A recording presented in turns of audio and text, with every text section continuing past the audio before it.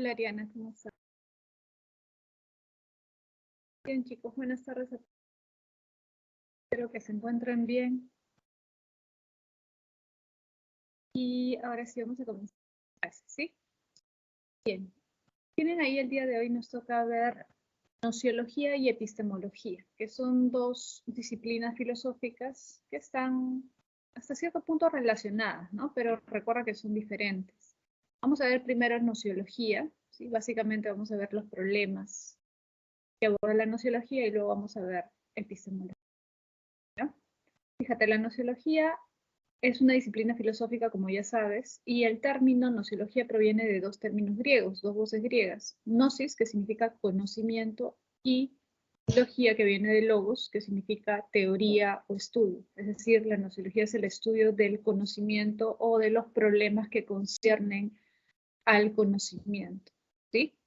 Entonces, esta disciplina filosófica va a abordar distintos problemas. Por ejemplo, el problema de la verdad también es un problema que aborda la nociología, ¿sí?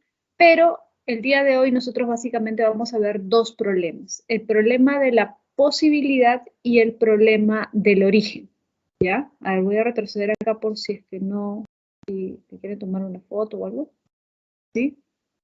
Entonces vamos a ver dos problemas, repito, ¿ya? El problema de la posibilidad del conocimiento y el problema del origen del conocimiento, ¿ya?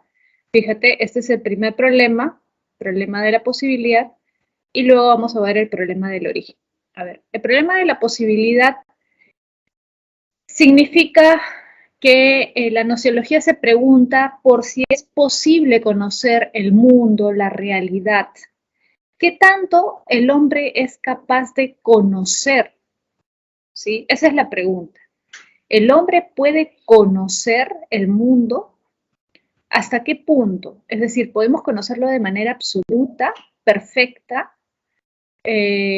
¿Conocemos la realidad tal y como ella es?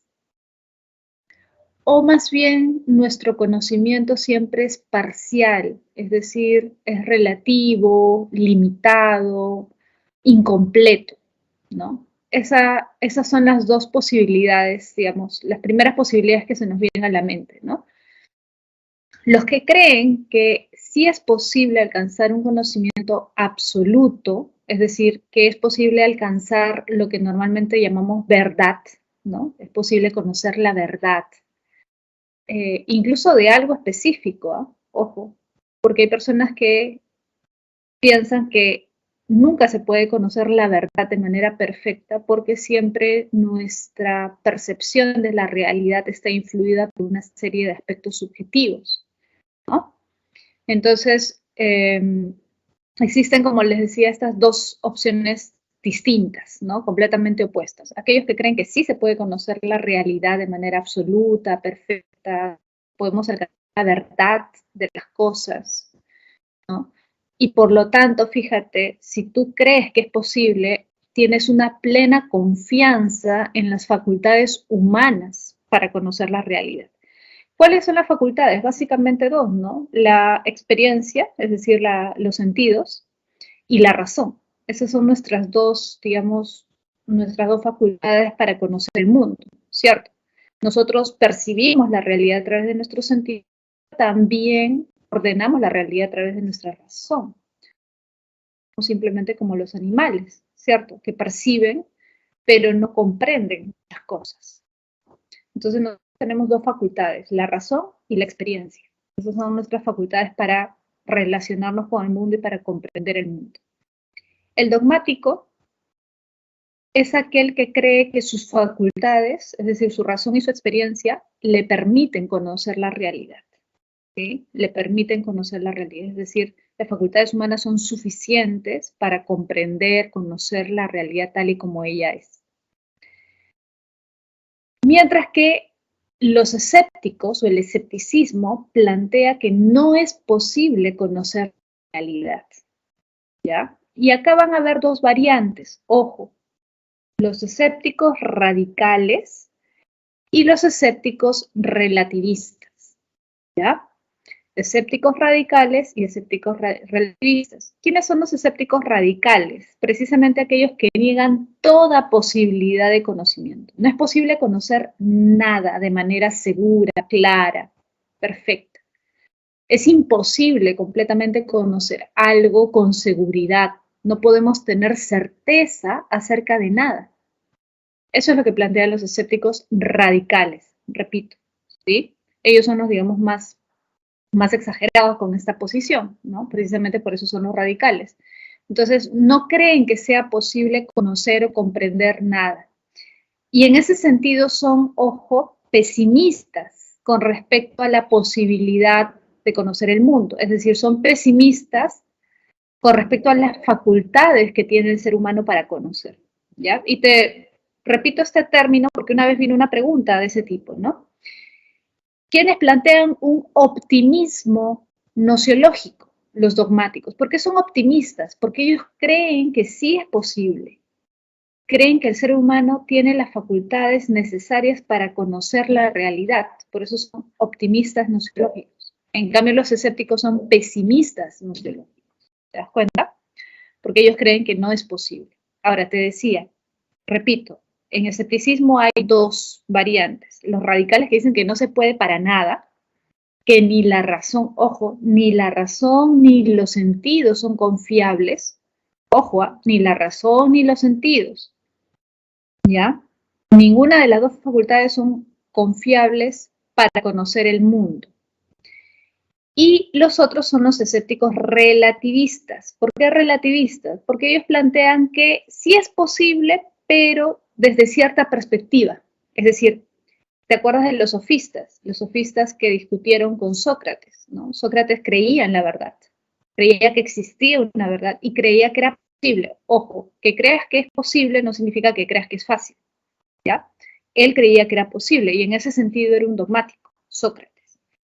Pero los sofistas eran escépticos relativistas, porque ellos decían, no, no es posible conocer la verdad. Siempre vamos a conocer una verdad o nuestra verdad, una perspectiva de la realidad. Es imposible eliminar todos aquellos elementos subjetivos que todos nosotros tenemos. Es decir, no todos percibimos la realidad de la misma forma. Por una serie de aspectos culturales, sociales, ¿no? Incluso de nuestra educación, nuestra formación en casa, siempre nuestra forma de ver las cosas, nuestra forma de ver la vida, nuestra forma de entender la realidad está determinada por una serie de factores subjetivos. Por lo tanto, los relativistas, los escépticos relativistas plantean que sí se puede conocer, pero que esa forma de conocer no es absoluta. Es decir, no hay que pensar que nuestra forma de entender la realidad es la verdadera, sino que es una forma de entender la realidad. Es decir, que no es nuestra, entre comillas, verdad, ¿no? Nuestra perspectiva. ¿Te das cuenta?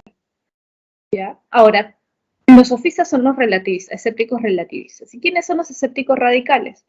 Bueno, los escépticos radicales serían básicamente los integrantes de la escuela escéptica. ¿Sí? La escuela escéptica fue una escuela de la época helenístico romana, ¿sí? Que fue el último periodo de la filosofía antigua, antes de pasar a la filosofía medieval, ¿ya? Antes de que el cristianismo tuviera una influencia importante, ¿no? Lo que predominó fueron varias escuelas, ¿no? El estoicismo, el escepticismo, el epicureísmo, que habían surgido en Grecia, pero que comenzaron a expandirse también a Roma cuando Roma conquista Grecia, ¿no? Entonces, una de estas escuelas es la escuela escéptica. Y los escépticos, ¿qué decían? Que no es posible conocer nada con seguridad. No hay nada que el hombre pueda conocer y de lo que pueda estar seguro completamente. Nada, absolutamente nada. ¿Por qué? Porque ni la razón ni los sentidos son confiables. Fíjate, acá hay algo interesante, ni la razón ni los sentidos. ¿Por qué te repito esto? Porque en el caso del dogmatismo, que son aquellos que creen que sí se puede conocer, muchos dogmáticos, no todos, ojo, pero muchos dogmáticos son racionalistas. ¿Ya? Por ejemplo, Descartes era un dogmático. Recuerda, ¿él cree que se puede conocer la verdad? Sí. ¿Es fácil? No, pero sí se puede.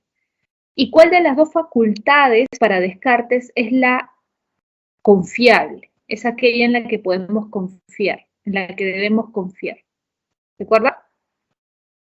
La razón. Muy bien, la razón. ¿Sí? La razón es confiable. Los sentidos no son confiables, ¿cierto? Los sentidos no. Entonces, no es que las dos facultades sean confiables, pero al menos hay una en la que sí podemos confiar y alcanzar la verdad. Entonces, Descartes, a pesar de que su método es la duda, recuerda, es un método nada más, pero él cree que sí es posible alcanzar la verdad. Por lo tanto, es un dogmático porque confía en las facultades humanas. En este caso, confía en la razón. No en los sentidos, pero sí en la razón. ¿Ya? Y por eso, generalmente se dice que los dogmáticos son racionalistas. ¿Platón era un dogmático? Sí. ¿Por qué? Porque él creía que la razón podía llevarnos al conocimiento de la verdad de las cosas, de la esencia de las cosas. ¿Te acuerdas? Las ideas. ¿Sí?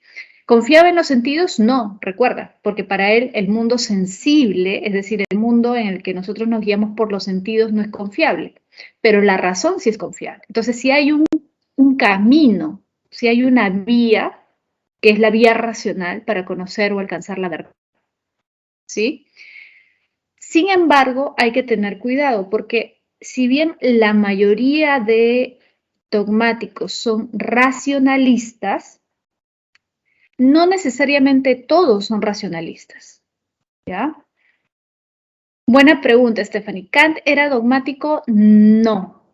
Vamos a ver justo eso en un momento. Vamos a ver que Kant es una postura intermedia o trata de solucionar precisamente esta oposición, esta pugna entre dogmáticos y escépticos. ¿Ya? Él va a tratar de resolver ese problema precisamente. Y en el caso de Locke, el empirista, entonces también sería dogmático, pero del lado de los sentidos.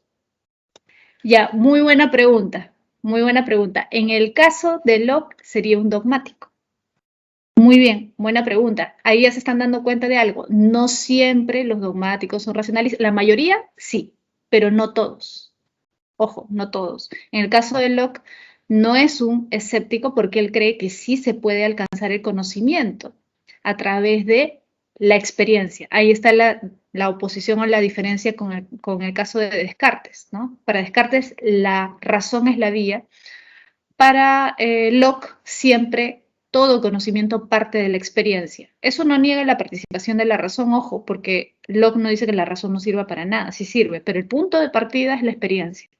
Por lo tanto, la experiencia y la razón para el Locke nos permiten conocer la realidad. Sí, sí, Locke sería un dogmático también.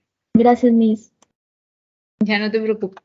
Entonces, fíjense, es una muy buena pregunta, porque a veces se confunde, ¿sí? A veces se confunde un poco este tema.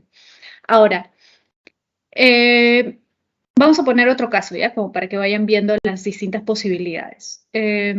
Aristóteles. Aristóteles, como tú sabes, criticó a Platón. Criticó a Platón porque dijo que no era necesario explicar la realidad a partir de dos mundos, el mundo sensible y el mundo de las ideas de Platón, ¿no?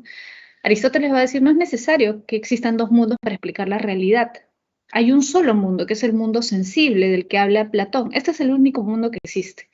Pero a partir de este conocimiento que nosotros tenemos de las cosas que nos rodean a través de nuestros sentidos, nosotros podemos llegar a un conocimiento más, digamos, más alto, ¿no? A través de nuestra razón.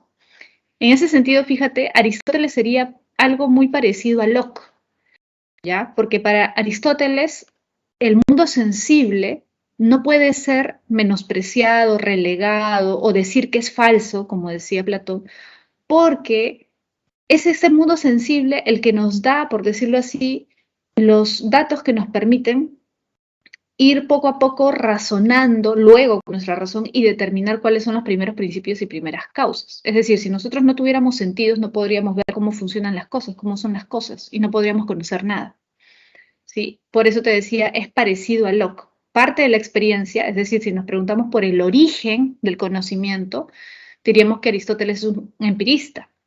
Pero, igual que Locke considera que la razón es importante para llegar a conocer cosas más abstractas. ¿Sí? Sin la razón no podríamos conocer o comprender cosas más abstractas y por lo tanto sería absurdo pues, que Aristóteles, por ejemplo, planteara la existencia del motor inmóvil, ¿Quién ha visto el motor inmóvil? Nadie.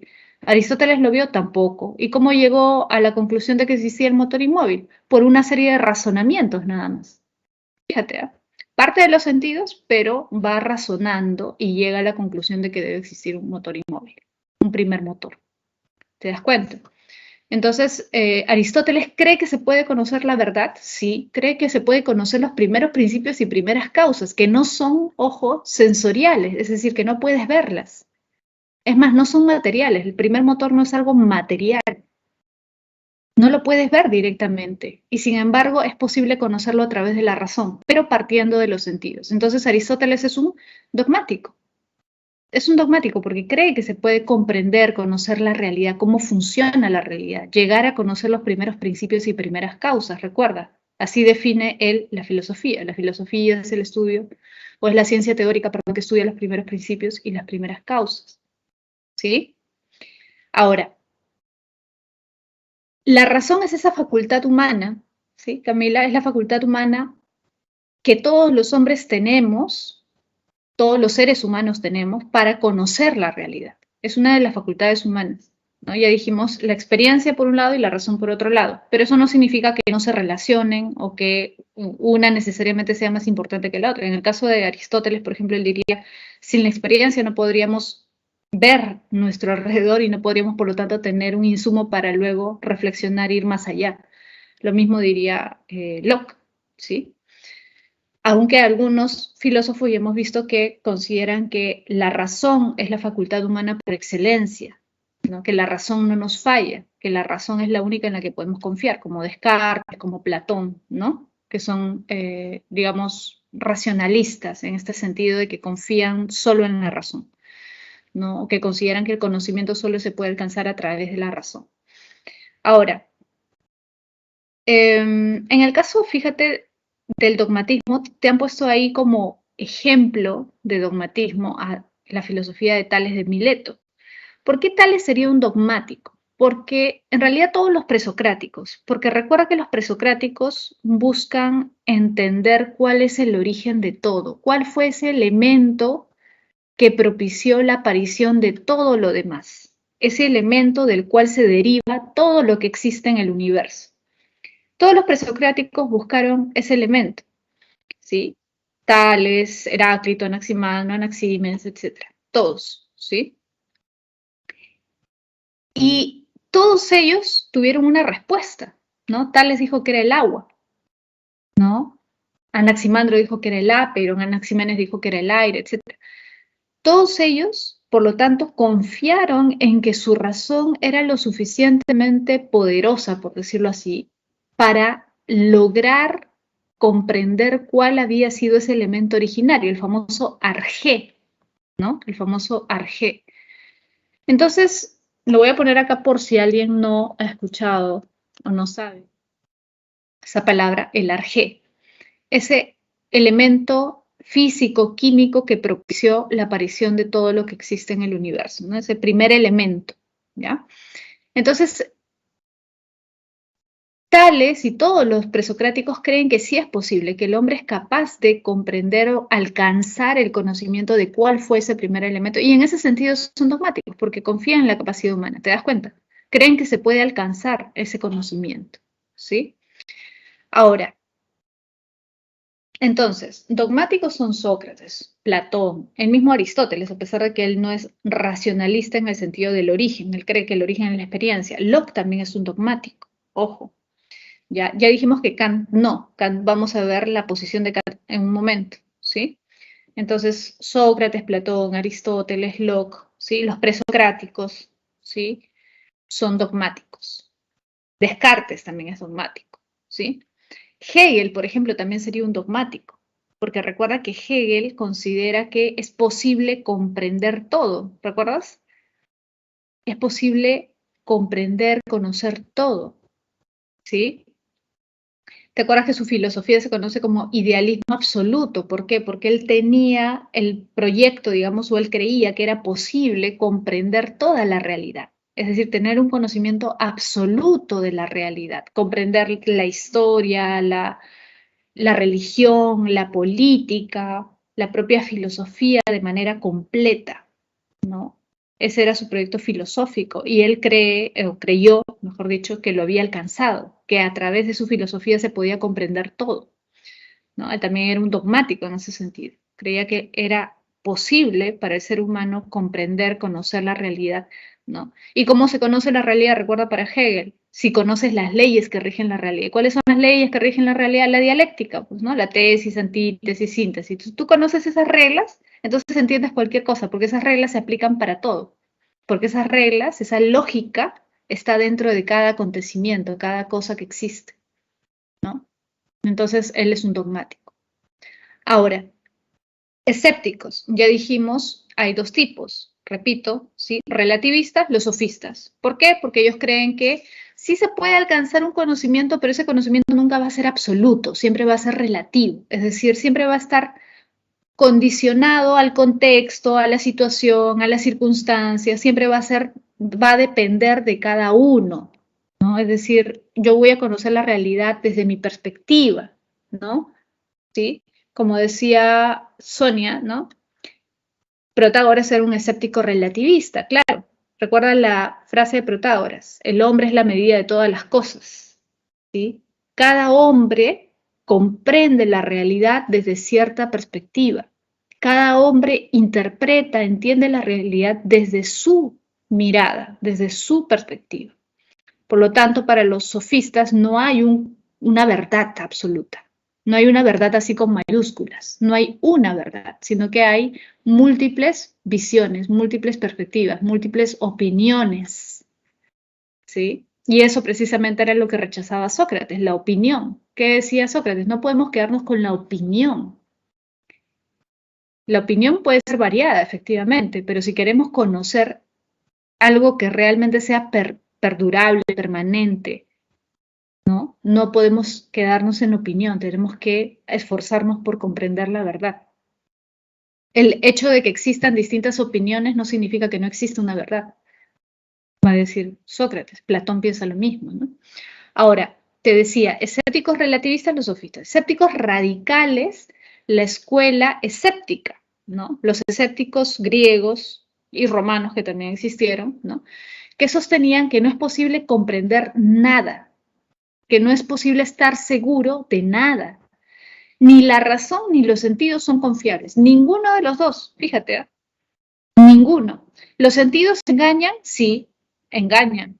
En eso van a estar de acuerdo con Platón, estarían de acuerdo con Descartes, ¿no? Si lo hubieran conocido a Descartes, sí. Los sentidos engañan efectivamente. Pero no solamente los sentidos engañan, para ellos la razón también engaña. Esa es la diferencia. ¿Podemos confiar en nuestra razón? No, no podemos confiar en nuestra razón tampoco.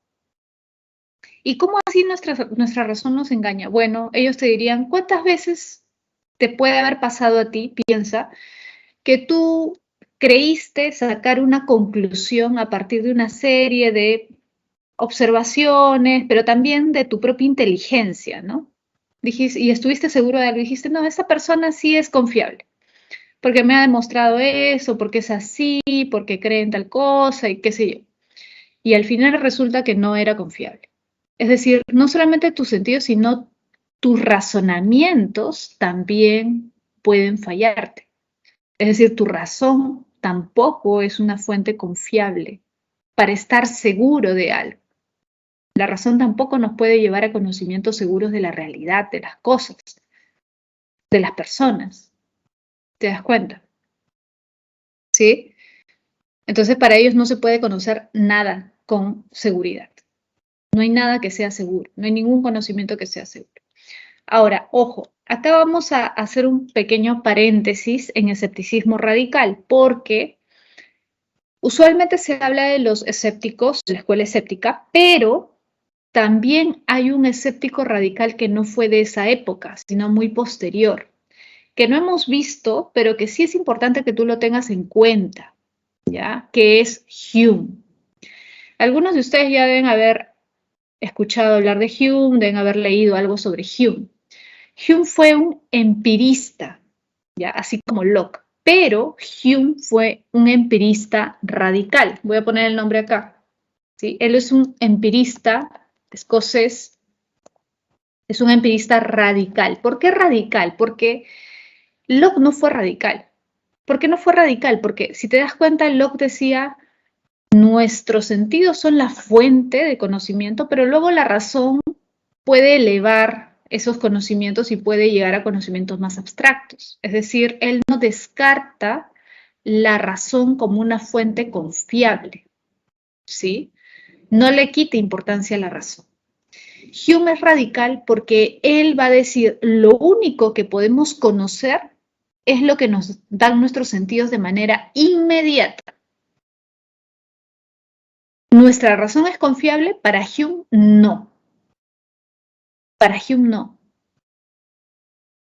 Entonces, para Hume, lo que debemos hacer es quedarnos con lo que percibimos de manera inmediata, nada más. Pero el problema es lo que percibimos de manera inmediata. Por ejemplo, tú en este momento, no sé, percibes calor, no sé, tienes hambre o estás viendo tu laptop, pero también por ahí te llamó la atención, no sé, un lapicero rojo, no sé. Eso, el rojo, el calor, las sensaciones que tú tienes, eso es lo único que tú puedes, de lo único que puedes estar seguro, entre comillas. Pero eso, si te das cuenta, no es nada. O sea, ¿en qué sentido podemos construir un conocimiento sobre la base de eso? Hume va a decir, por ejemplo, los conceptos que nosotros tenemos, por ejemplo, concepto de cualquier cosa, ¿no? Concepto de perro, de gato, de árbol, de casa, de libro, ¿no? Los conceptos son generados por la razón, pero los conceptos no existen en la realidad, si te das cuenta. Tú no percibes conceptos, tú percibes sensaciones, ni siquiera cosas, te diría Hume. Porque eso que tú dices cosa, por ejemplo, un lapicero, un tajador, una mesa, ahí ya ha intervenido tu razón. Porque tu razón lo que hace es, por decirlo así, unir todas esas características sensoriales que tú percibes. Tú dices mesa, pero mesa, ¿qué cosa es? Es marrón, es una textura que puedes tocar, etcétera. Es un conjunto de sensaciones que tú percibes a través de tus sentidos. Y eso ya es algo racional. Hume te diría, solamente puedes confiar en lo que percibes inmediatamente. Pero como dijimos hace un momento, ¿qué es eso? No es nada prácticamente. No es nada. Entonces Hume es demasiado radical, por decirlo así, en su desprecio de la razón, porque él considera que la razón lo que hace es comenzar más bien a engañarnos, a construir cosas que no existen en la realidad. Lo que existe en la realidad son sabores, sensaciones, olores, texturas, colores. Eso es lo que existe. Eso es lo único que existe. Y las ideas que tú te vas haciendo en tu mente, de alguna forma son construcciones o recuerdos de sensaciones que tú has tenido. ¿Sí? Por eso es que Hume es radical. ¿No? Entonces, la idea que normalmente tenemos del empirismo como aquella corriente filosófica que plantea que solamente debemos quedarnos con lo que percibimos, eso estaría más cerca de Hume que de Locke, porque ya dijimos, Locke sí valora la razón. No es lo primero que actúa, ¿cierto? Lo primero que actúa son nuestros sentidos para conocer la realidad, pero la razón tiene una función importante, ¿sí? Para Hume, la razón también tiene una función, sí, pero en vez de acercarnos a la realidad, nos aleja de la realidad, porque crea cosas, construye ideas que no existen en la realidad. Pues en la realidad, repito, para Hume no existen cosas como tal. Los conceptos son derivaciones de nuestra razón, que no son cosas de la realidad.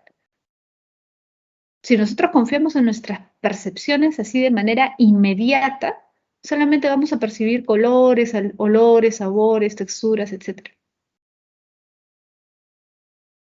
Para Hume es así. Es más, él dice que el ser humano es un haz de percepciones.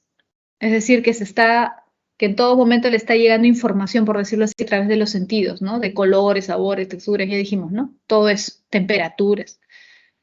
Eso es lo único en lo que podría estar seguro el hombre, pero eso es algo inmediato y eso va cambiando cada instante. Entonces, ¿con qué nos quedamos? ¿Qué hay de fijo en la realidad? ¿Qué hay de permanente? Nada, diría Hume.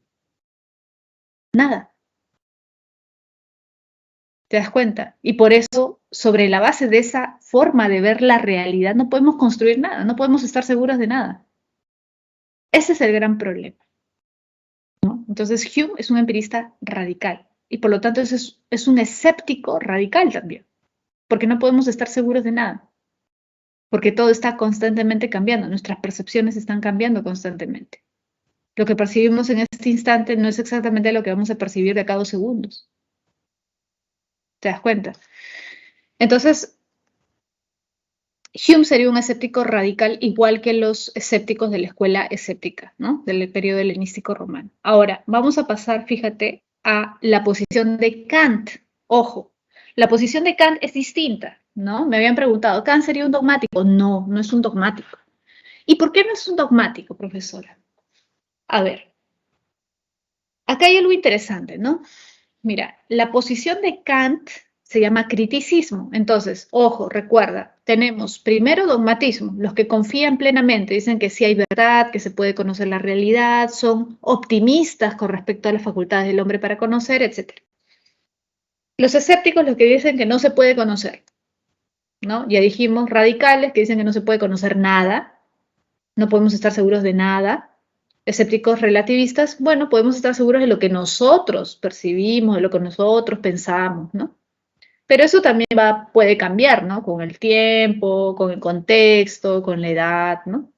Pero bueno, por último, yo estoy seguro de lo que yo percibo, de lo que yo pienso, de lo que yo veo, ¿no?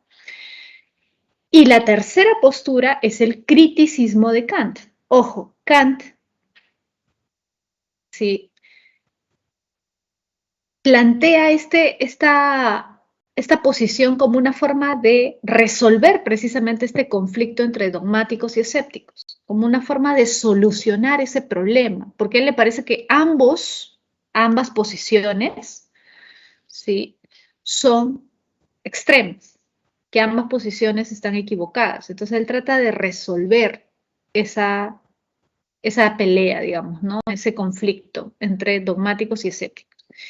Y lo que él plantea es el criticismo. Bueno, ¿de dónde viene esta palabra? Criticismo, que suena un poco raro, ¿no? Viene de la obra de Kant que se llama La crítica de la razón pura, que es su obra más importante, La crítica de la razón pura. La crítica de la razón pura es un libro que él escribió, una obra que él escribió, y que inicialmente criticaba a los que defendían la pura razón, la razón pura, como una forma de conocer la realidad. Es decir, inicialmente criticaba a los dogmáticos, ¿sí? La crítica de la razón pura inicialmente era una crítica contra los dogmáticos, contra aquellos que creían que la razón pura, es decir, solo la razón, nos podía llevar a un conocimiento verdadero de la realidad. ¿Y por qué? Profesora, no dice que criticó a los dos, sí criticó a los dos, pero inicialmente critica el dogmatismo. ¿Por qué? Porque él mismo había sido un dogmático y porque en Alemania, recuerda que Kant es alemán, en Alemania predominaba el racionalismo, el dogmatismo. Recuerda que la mayoría de dogmáticos eran racionalistas, no todos, pero la mayoría, sobre todo en la época de Kant, la mayoría de dogmáticos eran racionalistas. ¿Sí? Y en Alemania abundaba eso, ¿no? Entonces Kant, que inicialmente fue un racionalista, se va a percatar de los defectos, de las fallas, de los errores del racionalismo, del dogmatismo, y va a criticar a los racionalistas, que eran dogmáticos. Pero, conforme va avanzando en su obra, también va a criticar a los escépticos. Y los escépticos, la mayoría, no todos, pero la mayoría eran empiristas. Entonces, cuando él critica, ojo, a los empiristas, no critica a Locke, critica a Hume. Porque él va a leer a los empiristas, va a leer a Locke, va a leer a Hume, y se va a dar cuenta que el empirismo de Hume, como ya te dije, es radical, es exagerado. O sea, no podemos conocer nada, comprender nada, lo único que podemos hacer es percibir lo que en este momento vemos y nada más. Y eso, ¿a qué conocimiento me va a llevar? A ninguno. ¿Puedo llegar a afirmar algo así realmente? Es decir, ya, está bien, Hume tiene razón, porque Hume criticó a los dogmáticos, a los racionalistas. Tiene razón Hume en que no es posible conocer la realidad completamente. Tiene razón, pero eso no debe llevarnos al extremo de decir que no se puede conocer nada, que solamente podemos percibir lo que está inmediatamente frente a nosotros en este momento y después ya nada más. No, tampoco es una solución. Entonces, ¿qué va a decir Kant? Kant va a decir,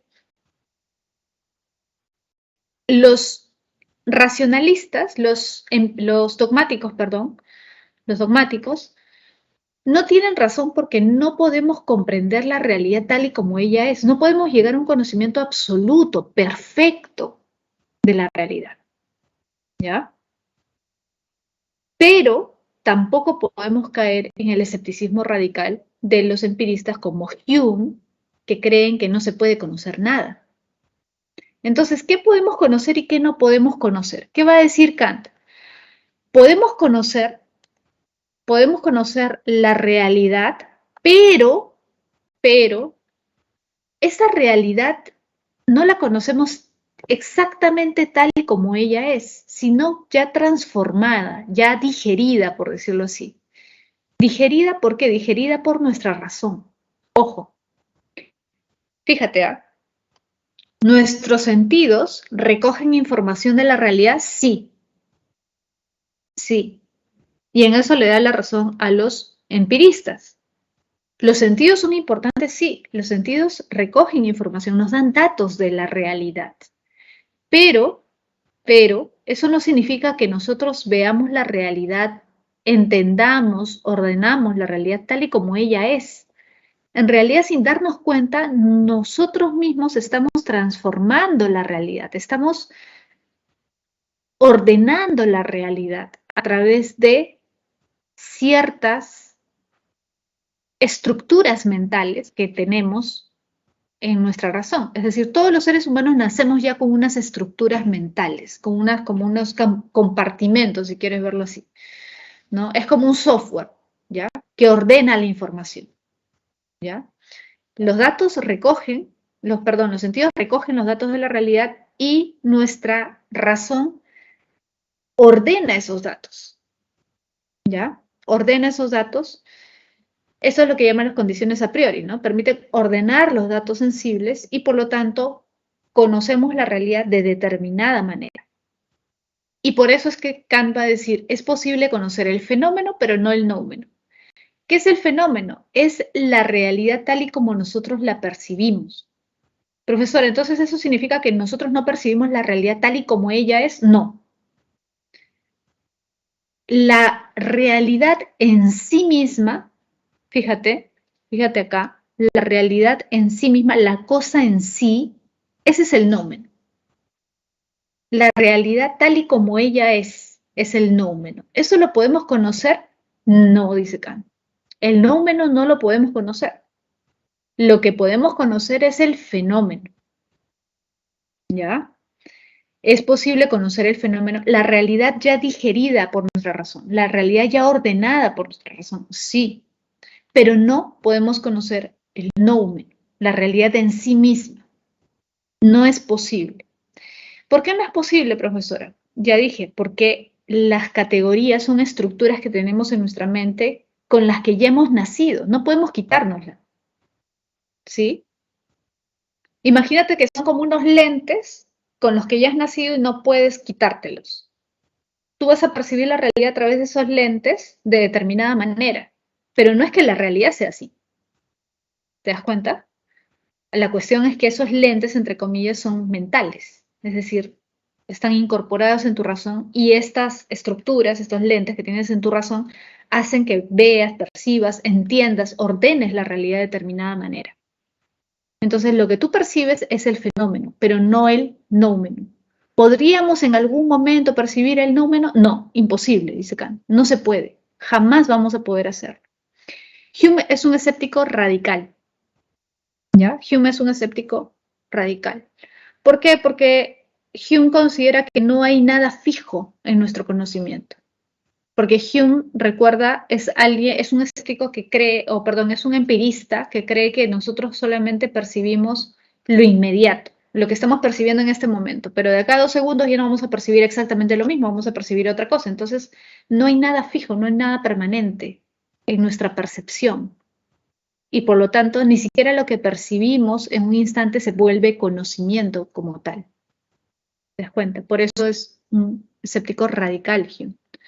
Y precisamente porque es radical es que Kant lo ataca, lo critica. Se da cuenta de que Hume tiene razón en ciertas cosas, sí, pero también dice, ya es exagerado, porque fíjate, si tú dices que no puede haber ningún conocimiento de nada, ¿de qué sirve la ciencia? A ver, chicos, ¿de qué serviría la ciencia? ¿Qué papel cumpliría la ciencia? ¿Podría existir la ciencia? ¿Podríamos confiar en la ciencia si es que todo está constantemente cambiando? Si es que no hay nada fijo, nada permanente, si es que no hay conocimientos que sean estables, ¿podríamos hablar de ciencia? Kant dice, no, no podríamos hablar de ciencia. Entonces, la postura de Kant de alguna forma trata en realidad de rescatar a la ciencia. ¿Ya? Porque va a decir, la ciencia precisamente es la expresión de la facultad humana para ordenar la realidad, para darle un orden. Sin la ciencia no podríamos transmitir conocimiento, no habría un conocimiento general, humano.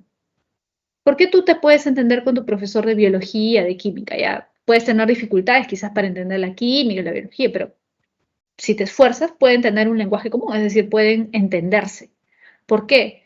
Porque son seres humanos y como seres humanos tienen las mismas estructuras mentales para ordenar esos datos empíricos de la realidad, darle cierto orden, cierta sistematicidad y conocer, comprender la realidad de esa forma. ¿Se entiende? Entonces, esas estructuras mentales, ojo, las categorías de las que habla Kant, no son particulares, es decir, no son solamente individuales mías y otro tiene sus propias categorías, sus propias... No, todos compartimos las mismas estructuras mentales, las mismas categorías y por eso es que todos percibimos el mismo fenómeno, es decir, todos percibimos la realidad de la misma forma, todos los seres humanos, ojo, percibimos la realidad de la misma forma. Pero eso no quiere decir que la realidad sea así. Repito, la cosa en sí, la realidad en sí misma, el nómeno, no lo podemos percibir y nunca lo vamos a poder percibir. Porque nunca vamos a poder perder estas estructuras mentales que nos permiten ordenar la realidad. Porque ya nacimos con ellas. Por eso es que Kant, creo que te comenté en una clase anterior, Kant se plantea lo siguiente, que es bastante interesante, ¿no? Dice, ¿qué pasaría, imagínate, si hubieran seres inteligentes en otros lugares del universo? Imagínate que hubiera vida inteligente en otros lugares del universo. ¿Tú crees que necesariamente tendrían la misma ciencia que nosotros? Si es que han desarrollado algo como una ciencia, supongamos. ¿Sería exactamente la misma que nosotros? No, muy bien, Diego, no. ¿Y por qué? Es decir, fíjate, su fenómeno, es decir, su manera de entender la realidad, lo que ellos perciben sería distinto, su percepción de la realidad sería distinta. ¿Por qué? Porque sus categorías serían distintas. Es decir, sus esquemas mentales para ordenar, organizar la realidad serían diferentes. Y por eso su ciencia sería diferente. ¿Te das cuenta? Entonces, nuestra manera de ordenar, de entender la realidad, de organizar los datos sensoriales es una forma. Y por lo tanto, lo que percibimos es una forma de percibir la realidad. Es un fenómeno. Pero no percibimos la realidad en sí misma. Y si existieran seres inteligentes que percibieran la realidad, tampoco la percibirían probablemente como es en sí misma la realidad, sino a su manera, digamos. ¿Te das cuenta? Pero no, eso no lo convierte, ojo, acá en un relativista, porque cuando hablamos de relativista hablamos de alguien que cree que cada uno tiene su percepción de la realidad. Y en el caso de Kant, él dice, todos los seres humanos percibimos, entendemos, organizamos la realidad de manera similar, porque tenemos las mismas estructuras mentales, las mismas categorías. Y por eso es que es posible la ciencia, si no sería imposible. ¿Se dan cuenta? Más o menos, ya está más claro. Bueno, vamos a seguir un poco con este tema, no se preocupen si no han entendido alguna cosa, porque vamos a continuar con el problema del origen del conocimiento. Sobre el origen del conocimiento, fíjate, ¿cuál es el origen del conocimiento? ¿Cuál es la fuente fundamental? ¿Cuál es la fuente más importante? ¿Qué va a decir el racionalismo? Acá esto es mucho más fácil, ¿no? Racionalismo y empirismo. Los racionalistas como Descartes, ¿no? Como Platón, van a decir que la razón es la fuente. ¿Por qué? Porque en ella se encuentran las ideas universales, porque solamente a través de la razón podemos conocer lo universal. Los sentidos nos dan un conocimiento universal. A ver, chicos, ¿los sentidos nos pueden dar un conocimiento universal? ¿Nuestros ojos, nuestras manos nos dan conocimientos universales? No, muy bien, Diego, no. Los sentidos no nos dan conocimientos universales, nos dan conocimientos particulares, ¿sí o no? Muy bien, Melissa, conocimientos particulares, pero no universales. Y precisamente por eso es que los racionalistas consideran que la razón es la facultad más importante y no la experiencia. Por eso los racionalistas como Descartes, como Platón, creen que la razón es la vía para alcanzar un conocimiento seguro, estable, permanente, verdadero. ¿Te das cuenta? ¿Sí? Entonces, la razón es la fuente fundamental, porque gracias a la razón es que podemos alcanzar un conocimiento seguro, un conocimiento verdadero. Descartes recuerda que consideraba que las ideas innatas son esas ideas precisamente verdaderas porque ya vienen con nosotros. ¿Te acuerdas? Por ejemplo, la idea de mi existencia es una idea innata. ¿Por qué? Porque la idea de mi existencia no deriva de que yo me vea en un espejo, de que sienta frío o calor. No, recuerda. La idea de mi existencia, la seguridad, la certeza de que yo existo, la alcanzo por vía racional. ¿Te acuerdas? Dudo de todo. Pero ¿de qué no puedo dudar? De que estoy dudando. Y si estoy dudando, ¿qué significa que estoy pensando? Y si estoy pensando, ¿qué significa? Que soy algo. Porque no puedo pensar sin ser algo, tengo que ser algo. Por lo tanto, la seguridad de que soy algo la alcanzo a través de la, no de mis sentidos. ¿Eso qué significa? Que la seguridad de mi propia existencia, la idea del yo existo, es una idea que proviene no de la experiencia, sino de la razón. Y lo mismo Dios va a decir Descartes. Dios también es una idea innata, no es una idea derivada de la experiencia, es una idea innata. ¿Sí? Las ideas innatas, recuerda, son aquellas que existen antes de toda experiencia, es decir, ya nacemos con ellas. No necesitamos experimentar el mundo para adquirirlas. La idea de Dios no es una idea derivada de mi experiencia, es una idea que antecede mi experiencia, es decir, una idea con la que yo ya he nacido. ¿Sí? Y por eso es que la razón es lo fundamental. ¿Sí? Ojo, recuerda que en el caso de Descartes, él también habla de otro tipo de ideas, no te olvides. Las ideas adventicias, por ejemplo, son ideas de la experiencia. Él no niega que hayan ideas derivadas de la experiencia, pero, ojo, para Descartes no son las más importantes. Ya, ¿de qué me sirve tener la idea de gato? ¿La idea de gato es una idea derivada de la experiencia para Descartes? Sí, es una idea adventicia, es una idea que llega a la mente de afuera, digamos, del mundo exterior. Ya, ¿y la idea de gato para qué me sirve? ¿Es una idea fundamental? ¿Una idea relevante? No. Miss, Además, sí, dime. disculpe, Miss, ¿y podemos confiar en esas ideas, según Descartes, Claro, en las ciencias, o muy buena solamente pregunta. confiamos en las innatas? Ya, muy buena pregunta, Leslie. Precisamente ese es el problema, que estas ideas que vienen de la experiencia, gato, árbol, pelota, taza, mesa, etcétera, uno que son ideas, digamos, irrelevantes, en el sentido de que se refieren a cosas bastante específicas, ¿no? Y lo segundo es que no podemos confiar plenamente en cómo son esas ideas, ¿no? ¿Por qué? Porque son ideas que provienen de la experiencia. Ya dijimos que la experiencia, los sentidos, no son una fuente confiable, ¿no? Entonces no podemos confiar 100% en esas ideas. No podemos estar seguros de que esas ideas que se derivan de la experiencia, como la idea de gato, perro, etcétera, se correspondan exactamente a el objeto o al animal, al ser al que nos referimos de la realidad. ¿Por qué no podemos confiar en eso? Recuerden, porque Descartes se percata de algo, de lo que después va a hablar la psicología, las ilusiones, las alucinaciones, las ilusiones ópticas. ¿Qué nos demuestran las ilusiones ópticas? Que nuestros sentidos pueden tener distorsiones, que nuestra percepción se puede distorsionar. Por lo tanto, estas ideas que provienen de la experiencia no son confiables. ¿Sí? y no son relevantes, por lo tanto, desde un punto de vista científico. Desde un punto de vista epistemológico no son relevantes. ¿Cuáles son las relevantes? Las otras.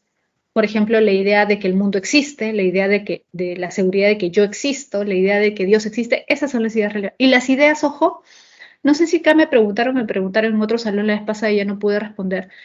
Las ideas de números, las ideas matemáticas, son ideas innatas también para Descartes. Las ideas, ojo, matemáticas, son ideas innatas, ¿sí? Porque no son derivadas de la experiencia, son ideas abstractas, ideas racionales. Esas ideas sí son relevantes para la ciencia, para Descartes, ¿no? Porque no varían, son permanentes, ¿sí? Sí, me entendí, gracias. Ok. Entonces, fíjense, para el racionalismo la fuente fundamental es la razón, porque la razón es la única que nos puede dar ideas universales y conocimientos seguros, verdaderos, ¿sí? Ahora, el empirismo plantea que el origen de todo conocimiento siempre es la experiencia. Siempre el hombre conoce primero a través de los sentidos. ¿Recuerdas la crítica que le hace Locke a Descartes, ¿no? Esta famosa crítica de la tabula rasa, que dice Locke, no hay ningún conocimiento que no haya pasado primero por nuestros sentidos. Cuando nosotros nacemos, nuestra mente es como una tabula rasa, es decir, como un papel en blanco, como una tabla en blanco. ¿Por qué habla de tabula? Tabula rasa es un término en latín, ¿no? Que significa tabla en blanco. ¿Por qué? Porque antiguamente, ¿no? Él se refiere a cómo se escribía en la antigüedad. En la antigüedad se escribía pues en tablas de piedra, ¿no? O en tablas de madera. Se escribía, ¿no? No se usaba mucho el papel. Entonces, Locke hace esta metáfora, digamos, ¿no? Nuestra mente es como una tablilla en blanco, donde nadie ha escrito nada, nunca. Y cuando comenzamos a escribir en esa tablilla, en nuestra mente, por decirlo así, ¿no? Cuando comienzan a haber ideas en nuestra mente, cuando comenzamos a experimentar el mundo a través de nuestros sentidos. Es decir, por ejemplo, si un niño ve por primera vez un gato, lo ve, en ese momento va a incorporar en su mente la idea de gato, en ese momento. Pero antes de ver el gato no podía tener idea de gato, diría Locke. ¿Te das cuenta? Antes de ver el color rojo, no tenías idea del color rojo. Una vez que lo viste, ya se incorporó esa idea en tu mente. ¿Te das cuenta? Entonces, toda idea que está en nuestra mente proviene de la experiencia, proviene del contacto de nuestros sentidos con la realidad. Por lo tanto, lo que Locke critica a Descartes es que no pueden haber ideas innatas, es decir, el hombre no puede nacer con ideas, porque toda idea es derivada de la experiencia. Pero recuerda, eso no significa que solamente podamos tener ideas de lo que vemos inmediatamente, como sí diría un poco Hume, sino que Locke dice, claro, todas las ideas se derivan de la experiencia, todas. Pero eso no significa que tienes que ver el objeto para tener la idea, ¿ya? Porque, por ejemplo, Locke dice, Dios, la idea de Dios, ¿cómo la tenemos? Si nunca hemos visto a Dios, pero tenemos idea de Dios en nuestra mente, Locke dice, sí. Sí podemos tener la idea de Dios en nuestra mente, pero ¿cómo? Si que no vemos a Dios. Dios no es algo empírico. Ya pues, si tú crees que no hay lógica ahí, es porque no has entendido el empirismo. Porque el empirismo no necesariamente dice que tú tienes que percibir inmediatamente la cosa, no, o el objeto, o ese ser, ese animal, no. En el caso del empirismo como el de Locke, dice, puede ser una idea derivada. Dios es una idea derivada, que está en nuestra mente. Sí. ¿Y cómo se deriva? Simple, dice Locke. Nosotros hemos visto múltiples cosas en nuestra vida, en nuestro día a día vemos cosas y todos nosotros sabemos que eso, por ejemplo, ahorita yo tengo acá una taza en mis manos, ¿no? Esto ha sido hecho por alguien, ¿cierto? Tu laptop o tu computadora, lo que tengas ahí frente a ti, ha sido fabricado por alguien. La mesa que tienes en tu escritorio ha sido fabricado, creado por alguien. Los libros que tienes en tu casa, tus cuadernos han sido creados, fabricados, generados por alguien. Tú mismo. Por ejemplo, si yo te dijera que yo no tengo padres, que yo surgí un día de la nada, ¿tú me creerías? No. ¿Por qué? Porque tú sabes que todo lo que existe tiene que haber sido creado, generado, construido por alguien. ¿Cierto o no? En otras palabras, todo lo que existe tiene una causa. Todo lo que existe tiene una causa. ¿Sí?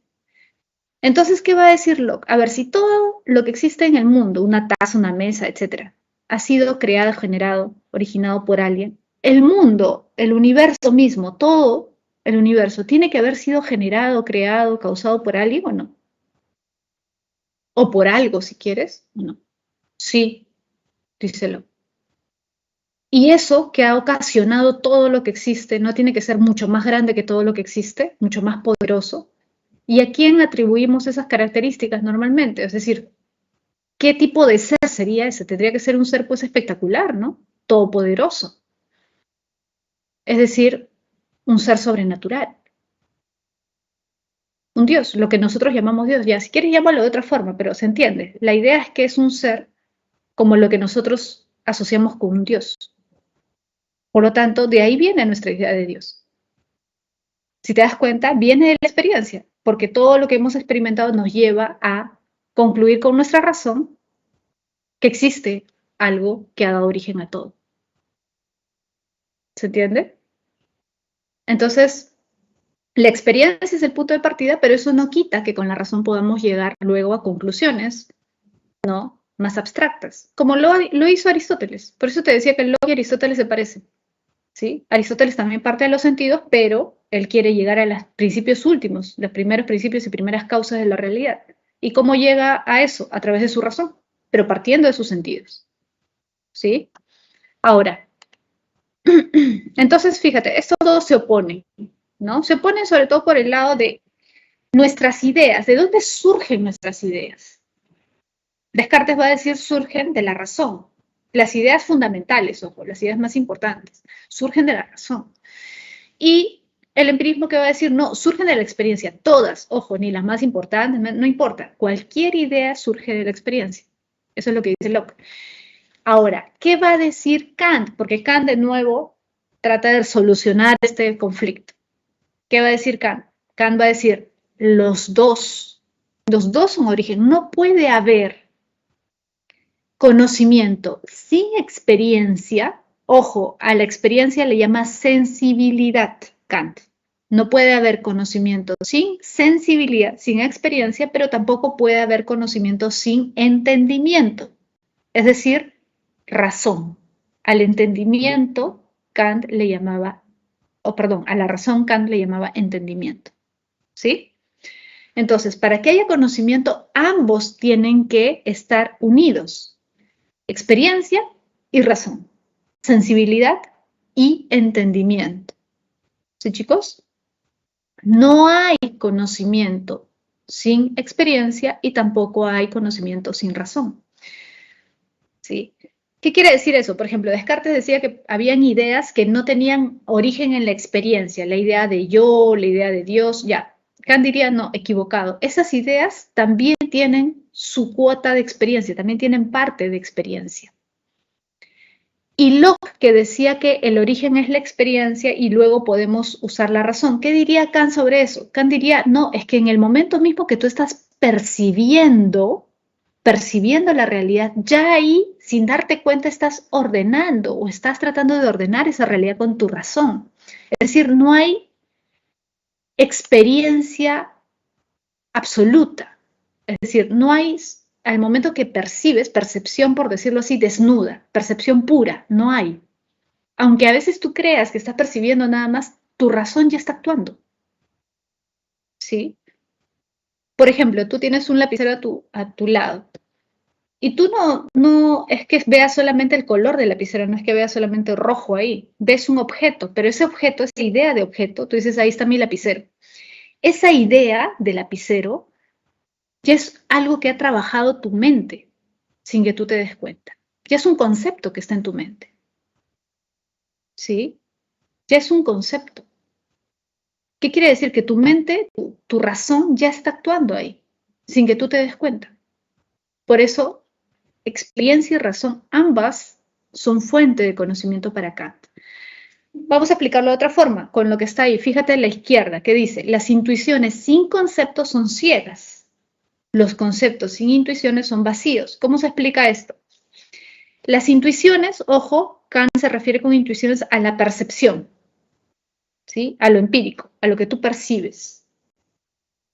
Imagínate los animales, los animalitos, un perrito, un gatito. ¿Los perros, los gatos también perciben o no? ¿También tienen intuiciones? Sí.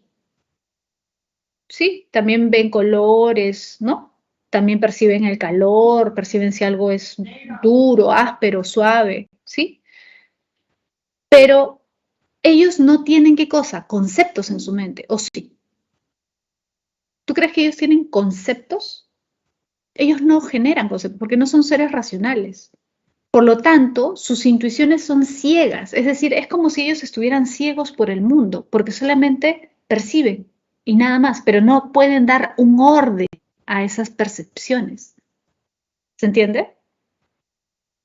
Entonces, si nosotros fuéramos pura intuición, es decir, pura percepción, pura experiencia, seríamos como ciegos que andaríamos por el mundo como los animales, que no entenderíamos qué es lo que ocurre, qué es lo que pasa. ¿Sí? No podríamos darle un orden a la realidad. No podríamos conocer. ¿Se entiende? Ahora, por otro lado, los conceptos sin intuiciones, es decir, la razón sin experiencia, ¿sí? Sin percepción, es vacío. Es decir, imagínate que tú no pudieras percibir nada, que solamente fueras pura razón, ¿no? Imagínate que tú no tuvieras el sentido de la vista, del oído, del tacto, del gusto, del tacto, nada, nada. O sea, imagínate que no solamente fueras ciego, sino sordo, mudo, y no pudieras sentir con tus manos, con tu piel, y tuvieras solamente razón, nada más. ¿Conocerías realmente? ¿Qué conocerías? ¿Qué podrías conocer? ¿Qué diría Kant? Lo que pasa es que no tendrías datos. Precisamente nuestros sentidos nos dan datos con los que nuestra razón trabaja. Por eso te decía hace un momento, es como que nuestra razón es como un software, ¿no? Una computadora que ordena los datos que tú introduces en la máquina. Si no tienes datos que introducir, ¿de qué te sirve el software?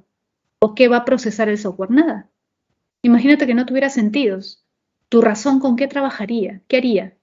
¿Qué podría hacer? ¿Se entiende? Por eso dice los conceptos, la razón en otras palabras, sin intuiciones, serían vacíos, son vacíos. No tienen con qué trabajar. ¿Sí? Ahora, a ver, perdón. Los objetos nos vienen, pues, fíjate, a la derecha, dados mediante la sensibilidad. Es decir, gracias a nuestros sentidos es que nosotros podemos conocer los objetos. ¿Sí? Y es ella, es decir, nuestros sentidos, la que nos suministra intuiciones, la que nos dan datos del mundo. Sin embargo, nuestra razón, nuestro entendimiento es la que ordena esos datos. ¿Sí? Por medio de la razón, los objetos son pensados, son procesados. Y por lo tanto, gracias a la razón, gracias a nuestro entendimiento, es que tenemos conceptos.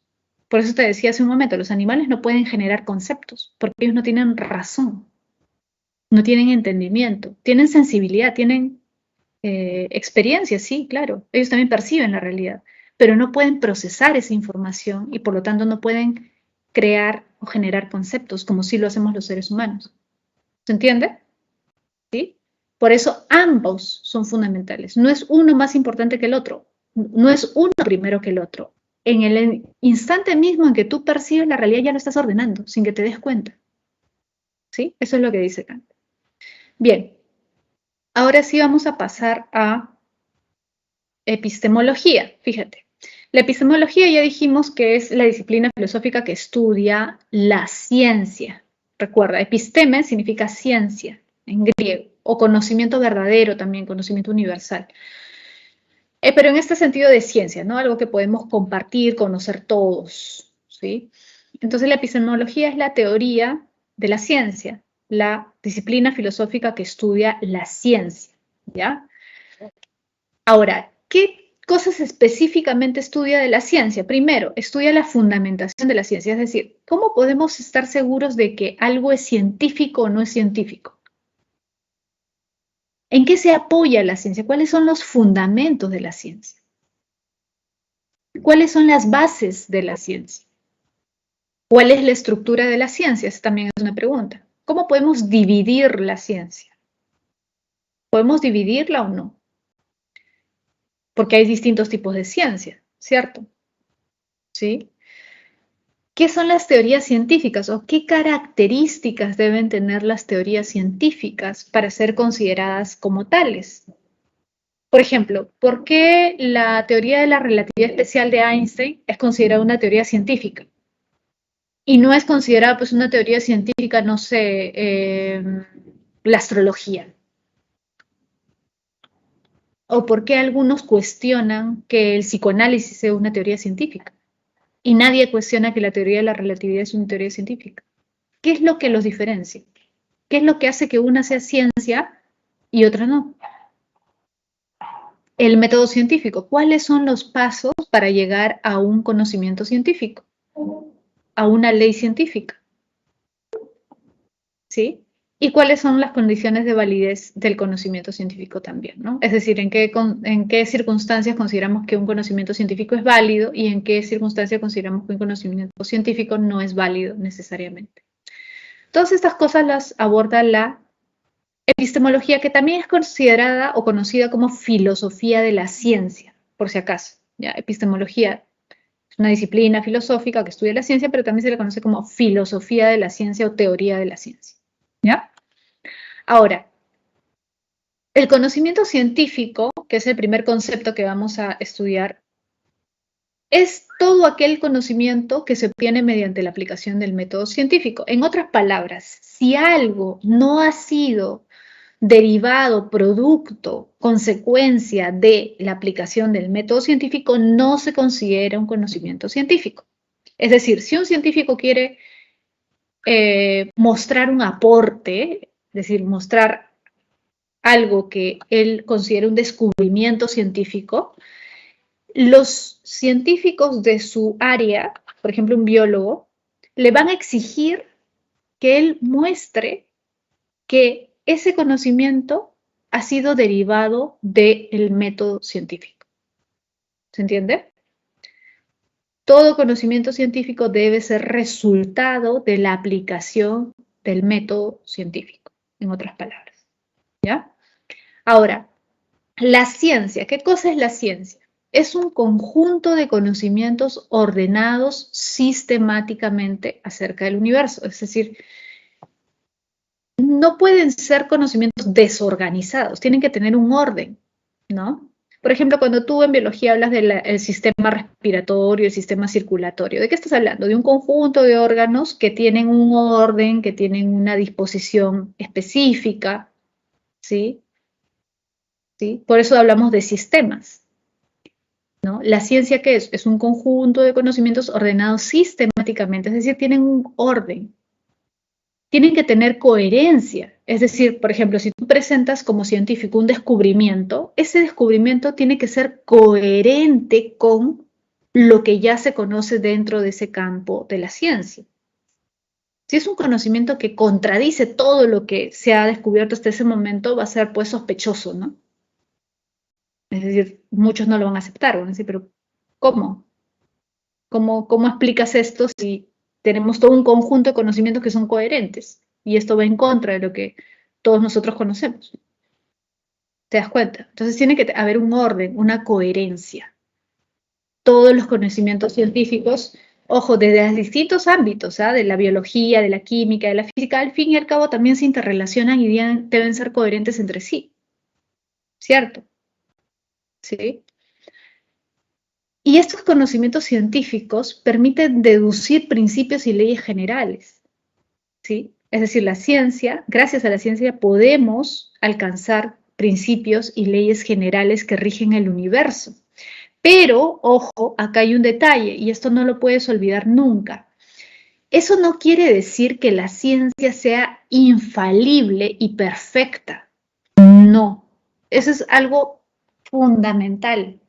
Eso es algo que no te puedes olvidar nunca. Y este es un tema muy importante porque lamentablemente la mayoría de personas que no conoce casi nada de ciencia creen que la ciencia es infalible.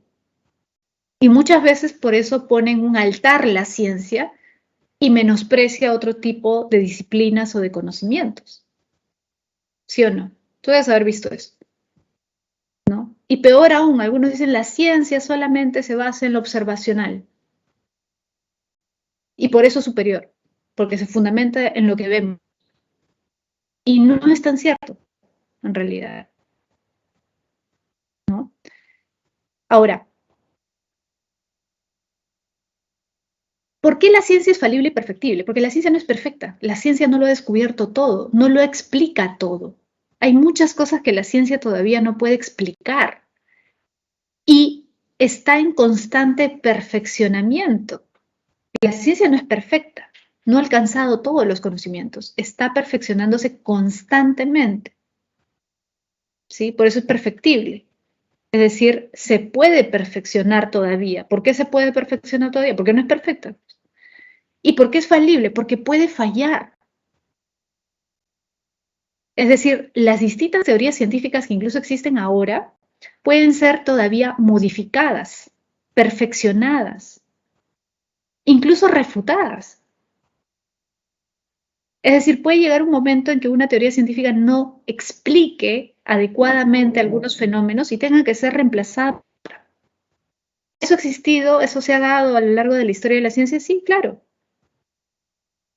La teoría heliocéntrica, por ejemplo, reemplazó a la teoría geocéntrica, que era considerada la teoría científica verdadera, digamos, en una época, ¿no? Es decir, se creía que todos los planetas giraban alrededor de la Tierra. Eso plantea la teoría geocéntrica. De pronto fue sustituida. O la teoría de Newton, que fue de alguna forma corregida por la teoría de la relatividad de Einstein, ¿no? Newton creía que el espacio y el tiempo eran absolutos. ¿Qué va a plantear Einstein? Que el tiempo y el espacio son relativos, no son absolutos. Es decir, corrigió la teoría de Newton. Una teoría que era considerada pues la máxima teoría científica que existía hasta ese momento. La más importante de todos los tiempos. Fue corregida. La ciencia no es infalible. Las teorías científicas no son infalibles, no son perpetuas. Cambian. Pueden ser modificadas, pueden ser cambiadas, pueden ser corregidas. Pueden ser reemplazadas completamente, como la teoría geocéntrica. ¿Sí? Ahora, Andrea me pregunta por Wittgenstein. Bueno, hay una relación con Wittgenstein, sí, luego lo vamos a ver, sobre todo con relación al tema de la inducción. ¿Ya? En problemas epistemológicos vamos a ver un poquito de eso, sobre todo relacionado con el Círculo de Viena, ¿no? Con el que tuvo relación Wittgenstein. Entonces recuerda eso, la ciencia es falible y perfectible. ¿Por qué? Porque puede fallar, porque falla muchas veces. Y porque se está perfeccionando. No ha llegado a explicarlo todo. Está constantemente creciendo, mejorando, ¿no? Encontrando nuevas teorías científicas que explican aspectos que todavía no se explicaban hasta hace unos años. ¿Sí? Bien. Ahora, ¿la ciencia busca resultados medibles? Sí, ¿no? Es decir, tiene que haber forma de mostrar que los resultados son correctos. Y para ello, pues, usa la estadística, la matemática, etcétera, ¿no? Estos se dan a través de pruebas y análisis, ¿no? Y se basa en hechos. Es cierto, se basa en hechos, no en opiniones ni creencias o en la fe. Es decir, debe dejarse de lado la fe, las creencias, ¿no? Las opiniones personales, ¿no? Los gustos, las preferencias personales, subjetivas, sí.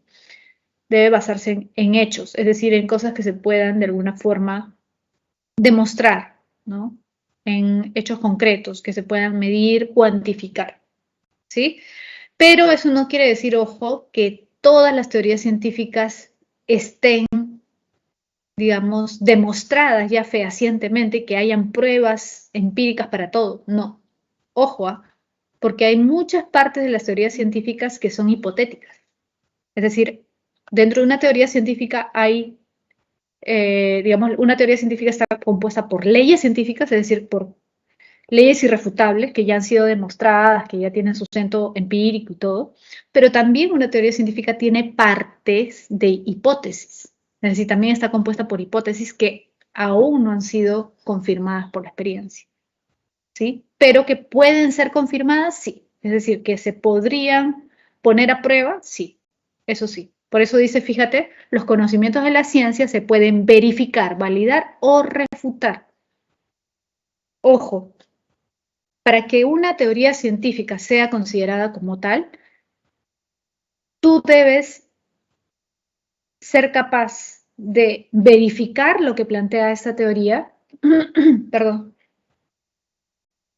es decir, de encontrar sustento, de encontrar casos que apoyen esa teoría, o de refutarla también. Es decir, una teoría científica también debe ser capaz de aceptar la crítica, aceptar que puede fallar, porque si no acepta que puede fallar, entonces ya no es científica, ya es fe, es creencia. Y eso es lo que vamos a ver en un rato, ¿ya? En un rato vamos a ver ese tema. Sí, dime. Con respecto a ese punto, ¿se podría mencionar ahí a Popper con su racionalismo crítico? Efectivamente, justo eso lo vamos a ver en un momento. A eso me refería, ¿no? Cuando se dice que no solamente se debe poder verificar, sino que también una teoría científica, para ser considerada como tal, debe aceptar la crítica de Popper. El racionalismo crítico de Popper dice efectivamente eso. Si tú planteas algo que no puede ser refutado por ningún medio, entonces eso no es científico, pues, ¿no? Sería ya como la religión. Si la religión no puedes refutarla, es religión, pues precisamente por eso. Pero una teoría científica debe aceptar la posibilidad de que esté en el error. Es decir, debe aceptar que podría estar equivocada. Porque a lo largo de la historia de la ciencia se ha demostrado que muchas teorías científicas han estado equivocadas o han tenido algún elemento de error, como por ejemplo la teoría de la mecánica de Newton, ¿no? ¿Sí? Sí, Ese mil es el gracias. tema. Sí, en un momento vamos a profundizar en este tema de Popper, ¿ya? Querían que retrocediera. Vamos a ver, rapidito. Perdón. Ya, ahí. Ya. Entonces, sí pueden tomarle una foto o algo. Ya. Vamos a, ahora sí, el método científico. Ya, fíjense. El método científico son una serie de pasos o reglas que debemos seguir para realizar una investigación científica. ¿Ya? Son los pasos o reglas que debemos seguir para realizar la investigación científica. El método, tú sabes que en griego significa camino, ¿no? Entonces, es la serie de pasos que debemos seguir, el camino que debemos seguir para realizar una investigación. ¿Cuáles son estos pasos? En primer lugar, el problema. Ojo, normalmente yo sé que en el colegio nos enseñan la observación, ¿no? El primer paso del método científico es la observación. Bueno, esto es cierto, hasta cierto punto, ¿no? No es tan así. Lo que pasa es que no es que tú vayas por el mundo observando, a ver, voy a observar esta, no sé, esta pelota, a ver qué teoría científica se me ocurre. No, en la realidad no se da así. Los científicos no es que estén observando el cielo, ¿no? O sea, sin ninguna idea en su cabeza, porque si fuera así, pues que todo comienza por la observación, los animales también podrían hacer pues ciencia, ¿no? Y no es tan fácil. Entonces, en realidad, la observación pura, la observación en sí misma, no te da nada. El primer paso realmente es el problema. Es decir, imagínate que tú eres un científico, imagínate que eres un físico, ¿ya? Actualmente hay muchísimos problemas en el ámbito de la física que no se pueden solucionar, ¿no? Que son incógnitas, que son grandes preguntas, grandes problemas. Ese precisamente es el primer paso. Tú formas parte, imagínate, de una comunidad científica. Eres un físico, eres parte de la comunidad de los físicos. Tú comienzas a estudiar física y te das cuenta de que hay un montón de problemas que todavía no se solucionan, un montón de preguntas que no hay forma de responder. Y eso es lo que te atrae. Eso es lo que capta tu atención. Este problema. ¿Cómo lo resuelvo? Ese es el primer paso. ¿Te das cuenta? ¿Cómo resuelvo este problema? Ahora, evidentemente el problema ha surgido de una observación, es cierto. Es decir, hay algo que no cuadra, algo que no encaja, algo que no se corresponde pues, con lo que nosotros conocemos, ¿no? Algo extraño. ¿Sí? Y por eso es que se plantea el problema. Ahora, vamos a poner un caso, ¿ya? Este es un caso bastante conocido en el ámbito de la epistemología y de la ciencia. Es el caso de Ignaz Semmelweis, que es era un médico en el siglo XIX en Viena, en Austria, ¿no? Lo que actualmente es Austria. Probablemente algunos de ustedes ya han escuchado de ese caso, ¿no? Pero yo les recomiendo que si pueden lo revisen, ¿no? Debe estar en internet, ¿no? Es bastante conocido. Pero es un caso muy interesante porque refleja muy bien los pasos que sigue el método científico. Ignaz Semmelweis era un médico, ya dijimos, del siglo XIX, que trabajaba en un hospital en Viena, en Austria, ¿no? En el hospital, en el área maternal, ¿no? Del hospital de Viena. Y atendía a mujeres que iban a dar a luz, es decir, a madres, ¿no? A mujeres embarazadas que estaban dando a luz. Y él se dio cuenta, se percató de un hecho, de algo curioso, algo extraño, ¿ya? Se dio cuenta de que, bueno, en primer lugar en este hospital habían como dos secciones, ¿ya? Uno que era la clínica 1 y clínica 2, digamos, dentro del mismo hospital, clínica 1 y clínica 2. En la clínica 1 trabajaban solamente médicos y estudiantes de medicina. Solamente médicos y estudiantes de medicina ayudaban a las mujeres a dar a luz, es decir, atendían a las parturientas, ¿ya? Y en la clínica 2 trabajaban las comadronas, ¿sí? Mujeres que ayudaban, que ya tenían experiencia ayudando a dar a luz a otras mujeres. Como no se daban abasto los médicos, se habían dividido así. Clínica 1, médicos, estudiantes de medicina, clínica 2, solamente comadronas. Pero lo que fue curioso, fue raro, el problema, era que en la clínica 1 morían más mujeres que en la clínica 2. Es decir, en la clínica donde atendían médicos y estudiantes de medicina morían más mujeres después de dar a luz que en la clínica donde atendían comadronas. Entonces Semmelweis se percató de eso, que es algo extraño, pues es un fenómeno, un problema, ¿no? ¿Cómo así en la clínica donde atienden los médicos y los estudiantes fallecen más que en la otra? Si se supone que ellos tienen más conocimientos, más experiencia, ¿por qué? No entendían, nadie entendía por qué, ¿no? Más o menos ponte que la cantidad de muertes en la clínica 1, en la clínica donde atendían los médicos, era de 15%, y en la otra era de 4%. En la clínica donde atendían las comadronas era 4%. ¿Por qué tanta diferencia? Entonces, esa es la pregunta, ¿no? Ese es el primer paso. Ahora, Semmelweis comenzó a analizar un montón de posibles variables, ¿no? Un montón de cosas que podían ser las que ocasionaran esta diferencia. Y no encontraba nada. No encontraba nada. Hasta que un día, un amigo suyo, un médico, un colega, fallece. Ahora, fallece cuando él no estaba todavía, o ya, mejor dicho, se había ido de vacaciones, no estaba en el hospital. Pero cuando regresa, analiza el cadáver del médico que había fallecido y le cuentan, los que hicieron la autopsia del cadáver, le cuentan que habían encontrado signos en el cuerpo muy parecidos a los signos que tenían las mujeres cuando morían. Es decir, tenían señales, síntomas muy parecidos a los de las mujeres que habían fallecido con la fiebre puerperal. Es decir, las mujeres antes de fallecer tenían una fiebre que se creía que estaba asociada con el nacimiento, ¿no? Es decir, el trabajo de parto, todo eso llevaba a que ellas tuvieran una fiebre, ¿no? Y por eso morían al final. Bueno, la cuestión es que lo extraño es que este médico que había fallecido con los mismos síntomas y tenía en el cuerpo los mismos signos que tenían las mujeres que habían fallecido después de dar a luz. Entonces Semmelweis se pregunta, ¿pero por qué, no? ¿Por qué es parecido?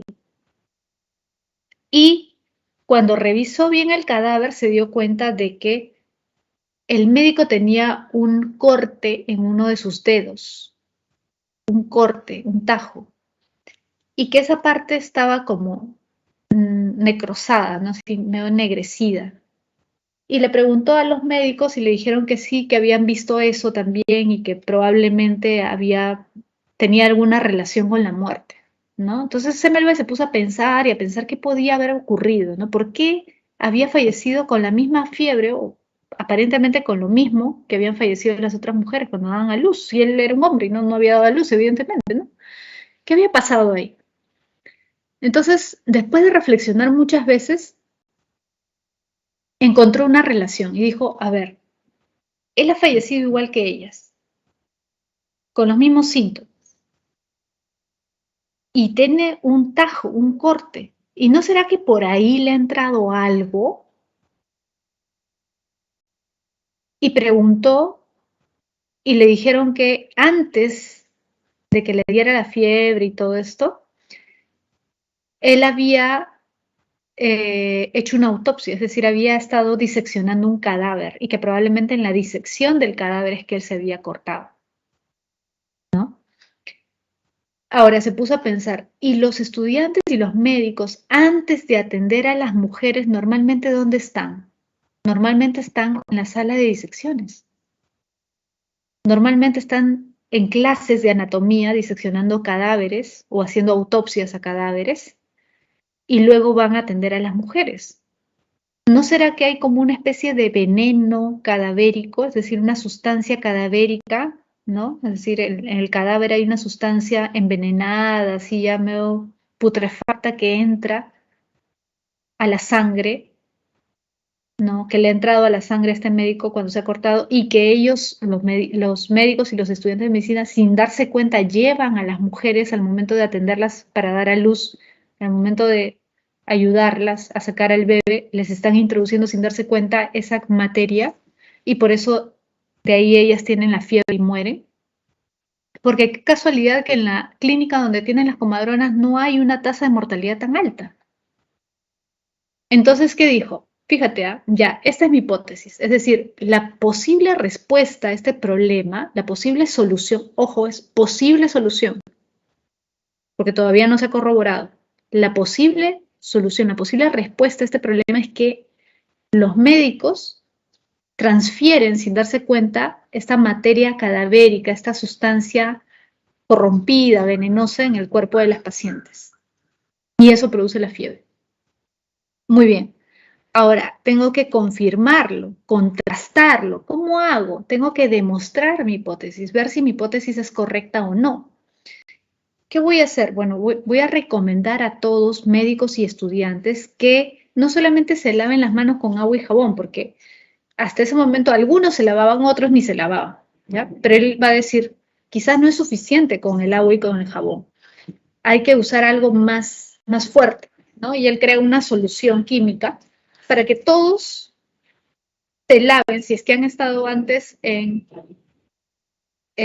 la morgue, ¿no? O en clases de anatomía, o manipulando cadáveres, que todos se laven con esa solución durante unos minutos antes de atender a las parturientas.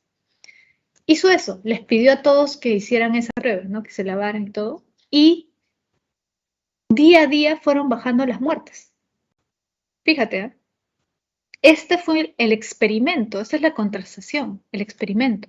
Vamos a poner a prueba mi hipótesis, vamos a contrastar, vamos a ver si es cierto o no. Hago un experimento. Todos se lavan las manos con esta solución, con este compuesto químico. Y conforme pasaron los días, se redujo la cantidad de muertes. Se redujo la tasa de muertes. Hasta que llegó un momento en que la tasa era más baja que en la otra clínica donde atendían las comadronas.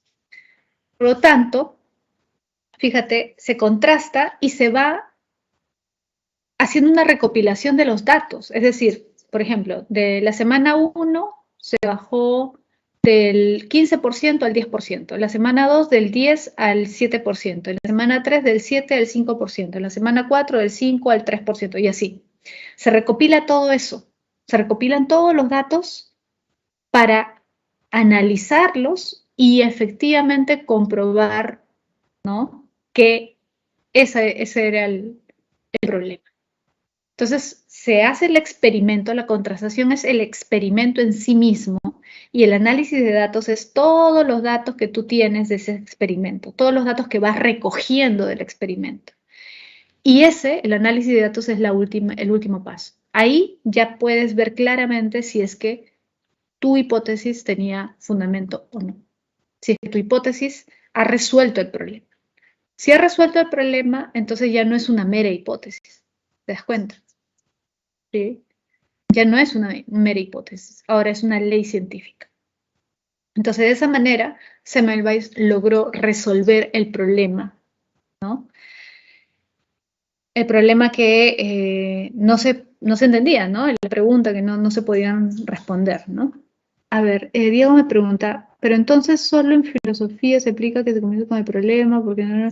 Sí, lo que pasa es que no es que solo sea en filosofía, sino que como les estaba diciendo, la observación, por decirlo así, ya está implícita en el problema. Porque no es que tú vas observando la realidad como si fueras, pues, como ya les dije, un animalito, ¿no? Un animalito también observa la realidad, ¿no? Pero el inicio verdadero del método científico es el planteamiento del problema. ¿Cuál es el problema que vas a resolver? Ese es el inicio verdadero. En el problema ya está de alguna forma implícito que había una observación, ¿sí? Porque tienes que haber observado algo, ¿no? Evidentemente. Pero eso no es lo fundamental. Lo fundamental es el problema.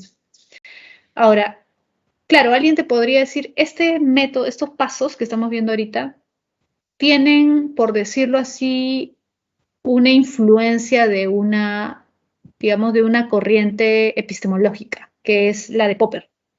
Popper efectivamente decía, bueno, el inicio del método científico no puede ser la observación de casos particulares, porque la observación de casos particulares nunca nos va a dar un conocimiento 100% seguro. Eso lo vamos a explicar en un instante, ¿sí? No nos puede dar un conocimiento seguro, pero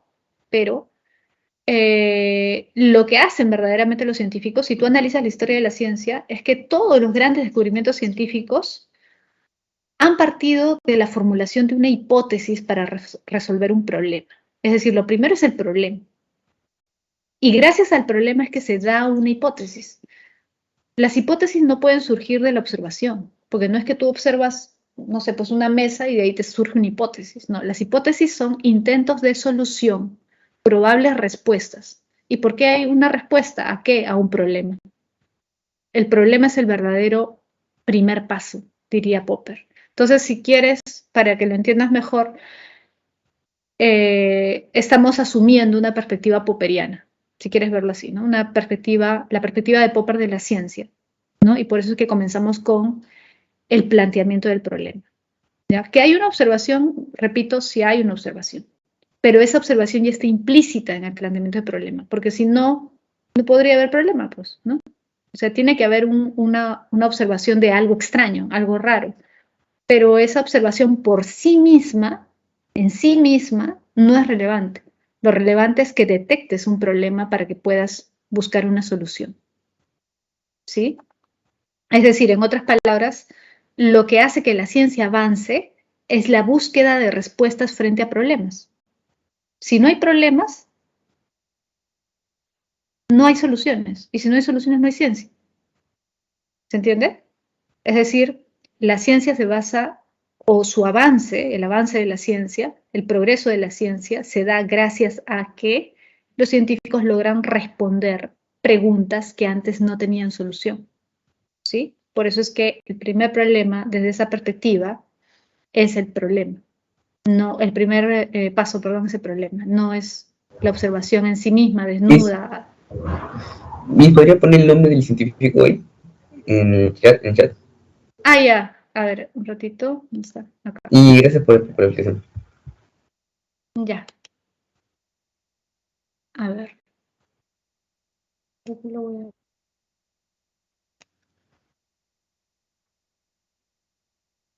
Está, ya.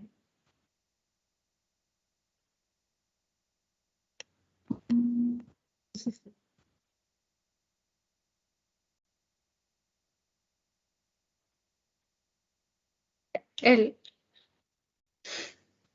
era un médico austriaco, ¿ya? Bueno, el caso es un poco triste, ¿no? Porque al final Semmelweis demostró que había una influencia de la materia cadavérica. Lo que pasa es que en ese momento, ojo, no se sabía, no había una teoría de los gérmenes, ¿no? Esa materia cadavérica que provocaba la fiebre y la muerte, en realidad eran los gérmenes, pero no había una teoría de los gérmenes en esa época. Tú sabes que la teoría de los gérmenes aparece con Pasteur, ¿no? Con Louis Pasteur. Gracias a Pasteur es que se demuestra que habían gérmenes que provocaban infecciones. Pero en la época de Semmelweis todavía eso no se había desarrollado. Él intuyó que debía haber algo, ¿no? Por eso le llamaba veneno cadavérico, ¿no? Porque creía que era una sustancia así líquida que se transmitía. Pero igual tenía razón, ¿no? Porque efectivamente había algo ahí que era lo que provocaba la fiebre y la muerte, ¿no? Pero no se tenía todavía la idea de infección en sentido estricto, porque no se había desarrollado la teoría de los gérmenes, ¿no? Que se desarrolla luego con Pasteur. Bien. A ver, ya.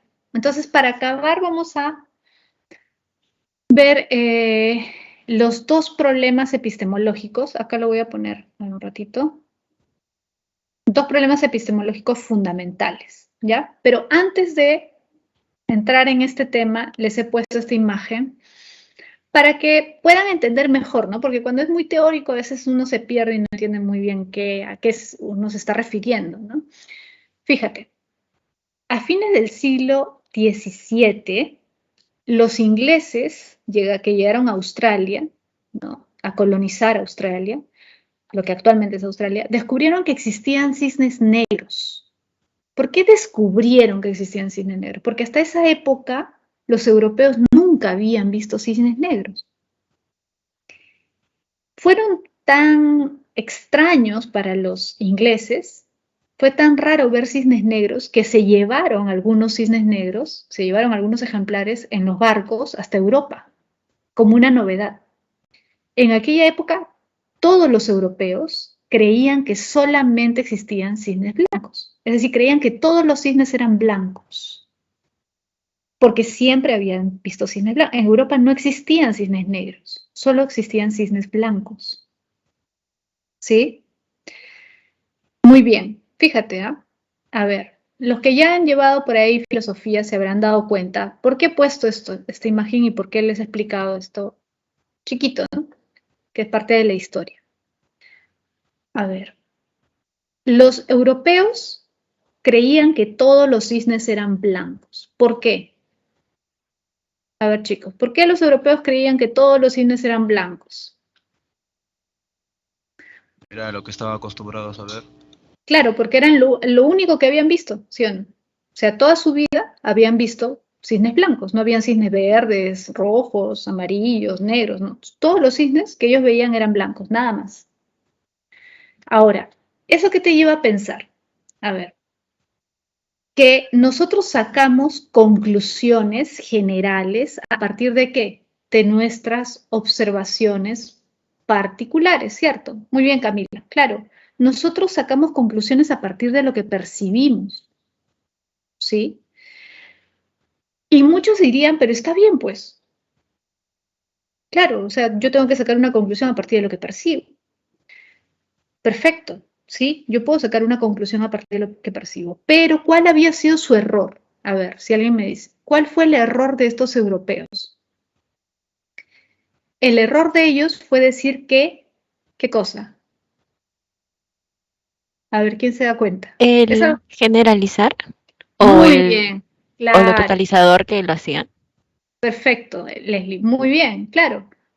Totalizar, generalizar, ¿no? Y es algo muy humano, si se dan cuenta, incluso eso está como parte de también las falacias. Cuando veamos falacias se van a dar cuenta, ¿no? Eso es una falacia. Es como decir, no sé, pues yo conozco 5 chicos que viven en tal distrito y todos son vagos, por lo tanto, todos los de ese distrito son vagos. Habrás escuchado ese tipo de opiniones, me imagino, alguna vez, ¿no? Es algo muy humano, es algo muy común. Sacamos conclusiones totalizadoras, generalizamos a partir de 2, 3, 4, 5, 10 casos que hemos visto, ¿cierto?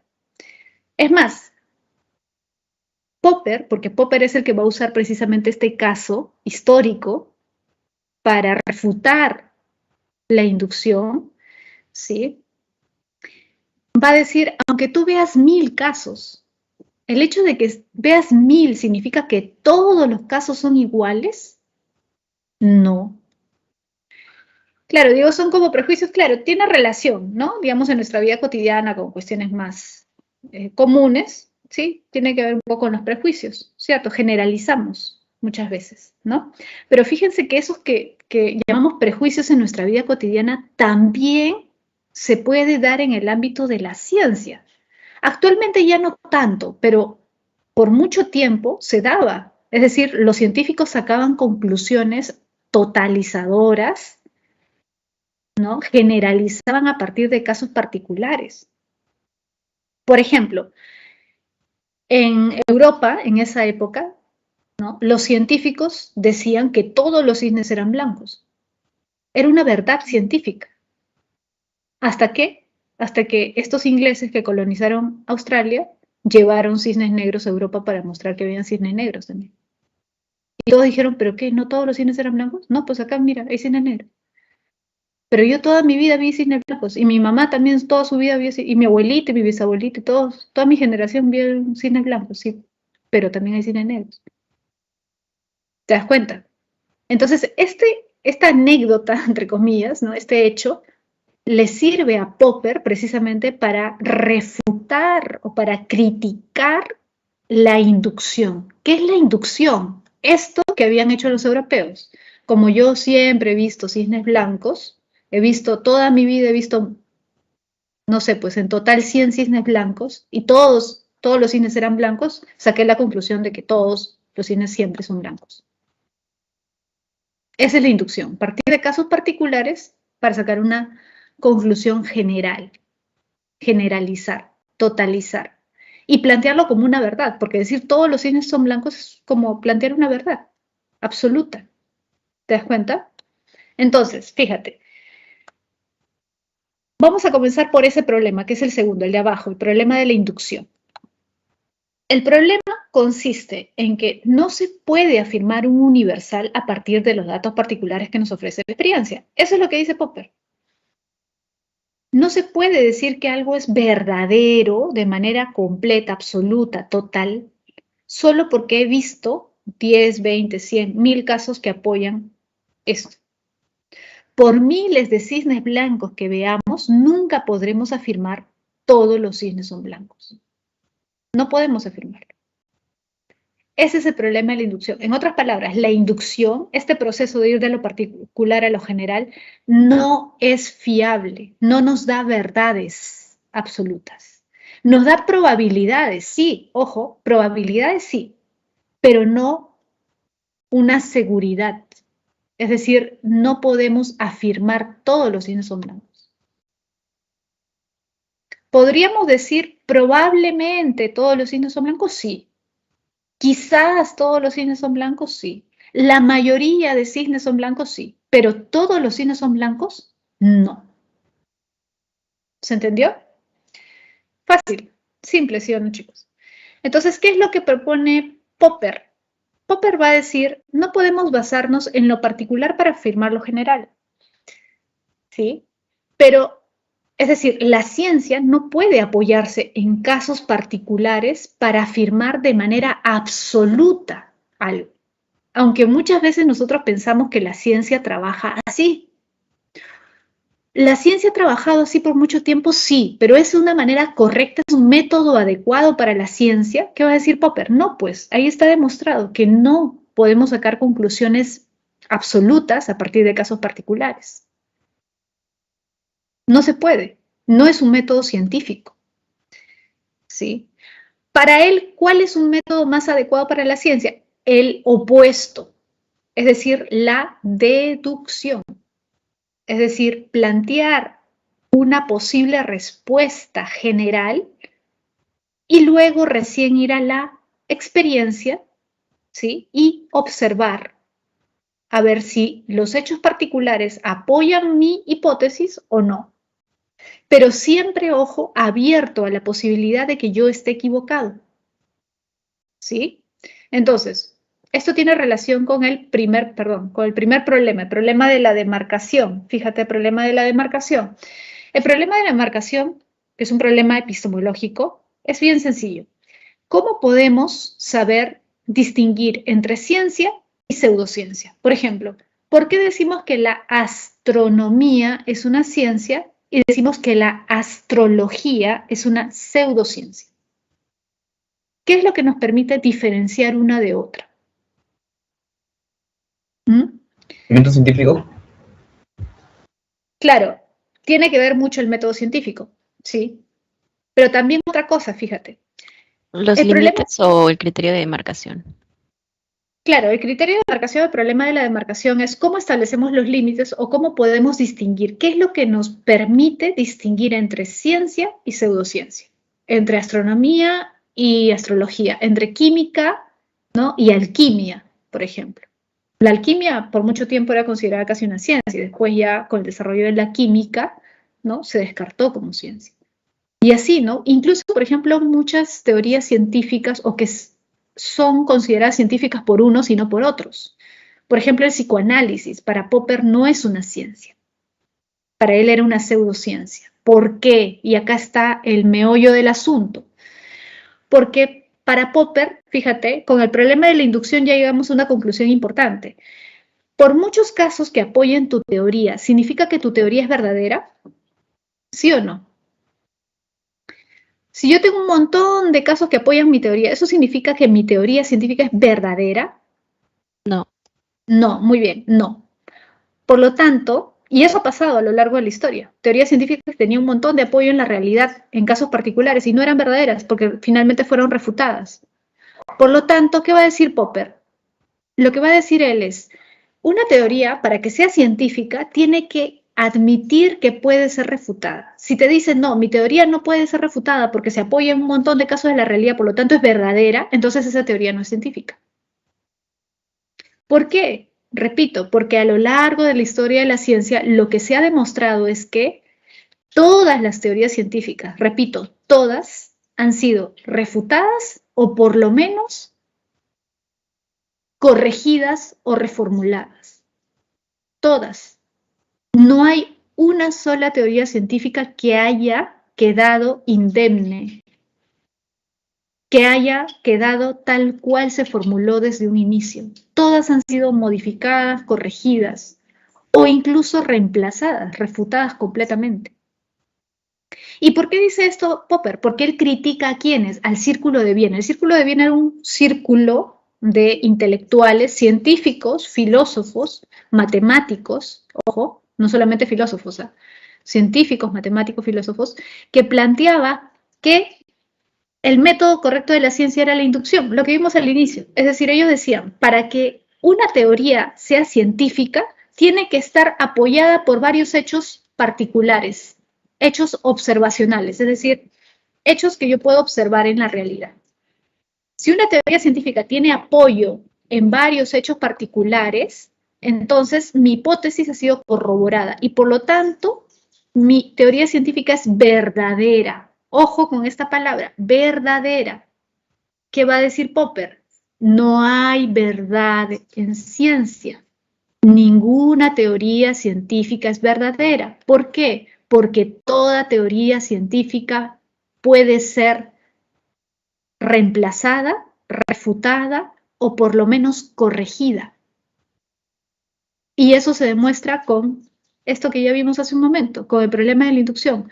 No puedo generalizar a partir de casos particulares. Por lo tanto, en vez de tratar de verificar una teoría, es decir, en vez de tratar de encontrar más cisnes blancos que apoyen mi teoría, esto es estoy haciendo una comparación, ¿no? Es decir, si mi teoría es que todos los cisnes son blancos, en vez de buscar más cisnes blancos que apoyen mi teoría, porque jamás voy a poder decir que mi teoría de que todos los cisnes son blancos es verdadera, por más cisnes blancos que vea. Jamás, porque siempre puede haber un cisne que yo no vea, que refute mi teoría. Por lo tanto, el verificacionismo no sirve para la ciencia, porque jamás se puede verificar una teoría, es decir, jamás una teoría va a ser verdadera, 100%. Porque si tú dices que una teoría es verdadera, es porque no puede ser ya modificada o mejorada. Y la ciencia siempre está mejorando, siempre está cambiando. Y muchas teorías científicas están siendo corregidas o incluso eliminadas. Por lo tanto, el verificacionismo no es la solución. ¿Cuál es la solución? La falsación.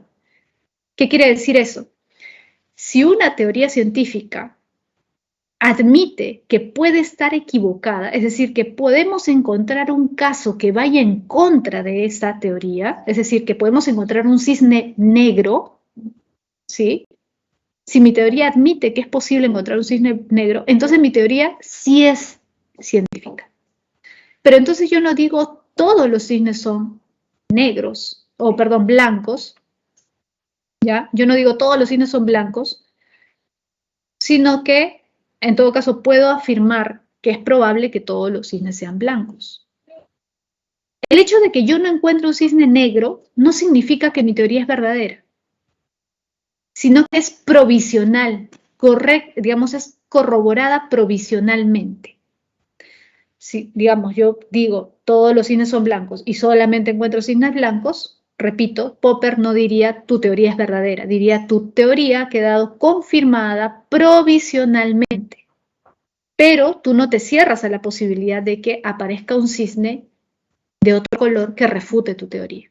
Si tú te cierras a esa posibilidad, entonces tu teoría no es científica. Eso pasa, por ejemplo, con el psicoanálisis, dice Popper. El psicoanálisis hace que todos los casos puedan ser resueltos con su teoría. Es decir, incluso manipula los casos para que calcen con su teoría.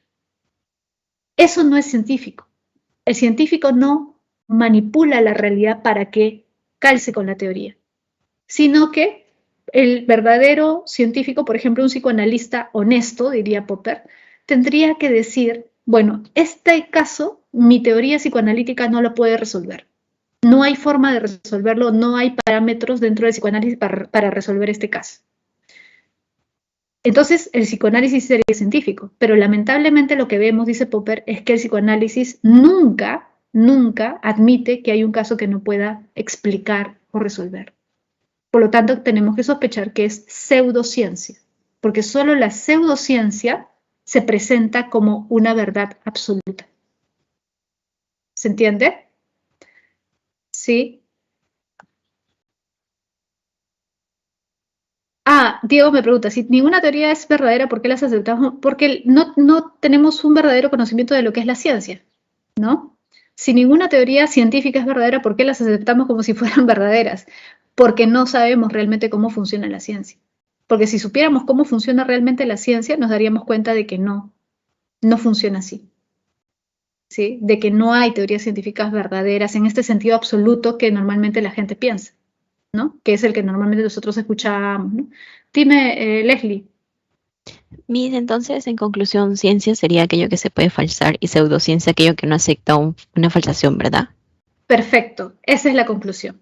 Si tú admites que tu teoría puede ser falsada, es decir, que puede aparecer un hecho, un caso, un ejemplo que refute, que false, que contradiga tu teoría, entonces tu teoría es científica. ¿Se entiende? Si tu teoría admite la falsación, la refutación, entonces es científica. Si no admite la falsación, es decir, si lo plantea como si fuera la verdad absoluta, eso es pseudociencia. Sería una teoría pseudocientífica, que aparenta ser científica, pero que en realidad no lo es. ¿Sí? Muy bien, chicos. Entonces, con eso acabamos el tema de hoy. Les dejo las claves. ¿Sí? Y para terminar, solamente algo más, ¿no? Con respecto a Popper, lo mismo que dice sobre el psicoanálisis, curiosamente lo dice sobre el marxismo, porque el marxismo se presentaba como científico. ¿Sí? Ustedes deben haber escuchado, incluso hace muchos años en las universidades se enseñaba materialismo dialéctico, materialismo histórico como si fuera una ciencia. ¿Sí?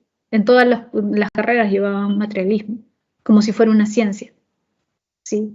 Y Popper, ¿qué va a decir? No es ciencia. ¿Por qué? Porque el marxismo, igual que el psicoanálisis, ¿no? Plantea una serie de formas para que los hechos calcen con lo que ellos piensan, con su teoría filosófica.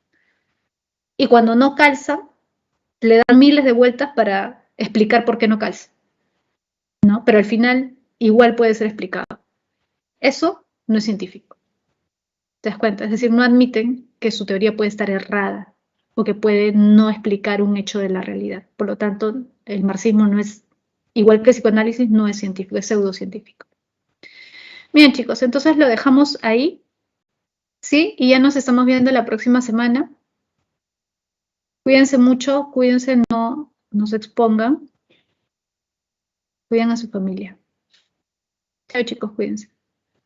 Gracias, Miss. Buenas tardes. Chao, Leslie, cuídate mucho.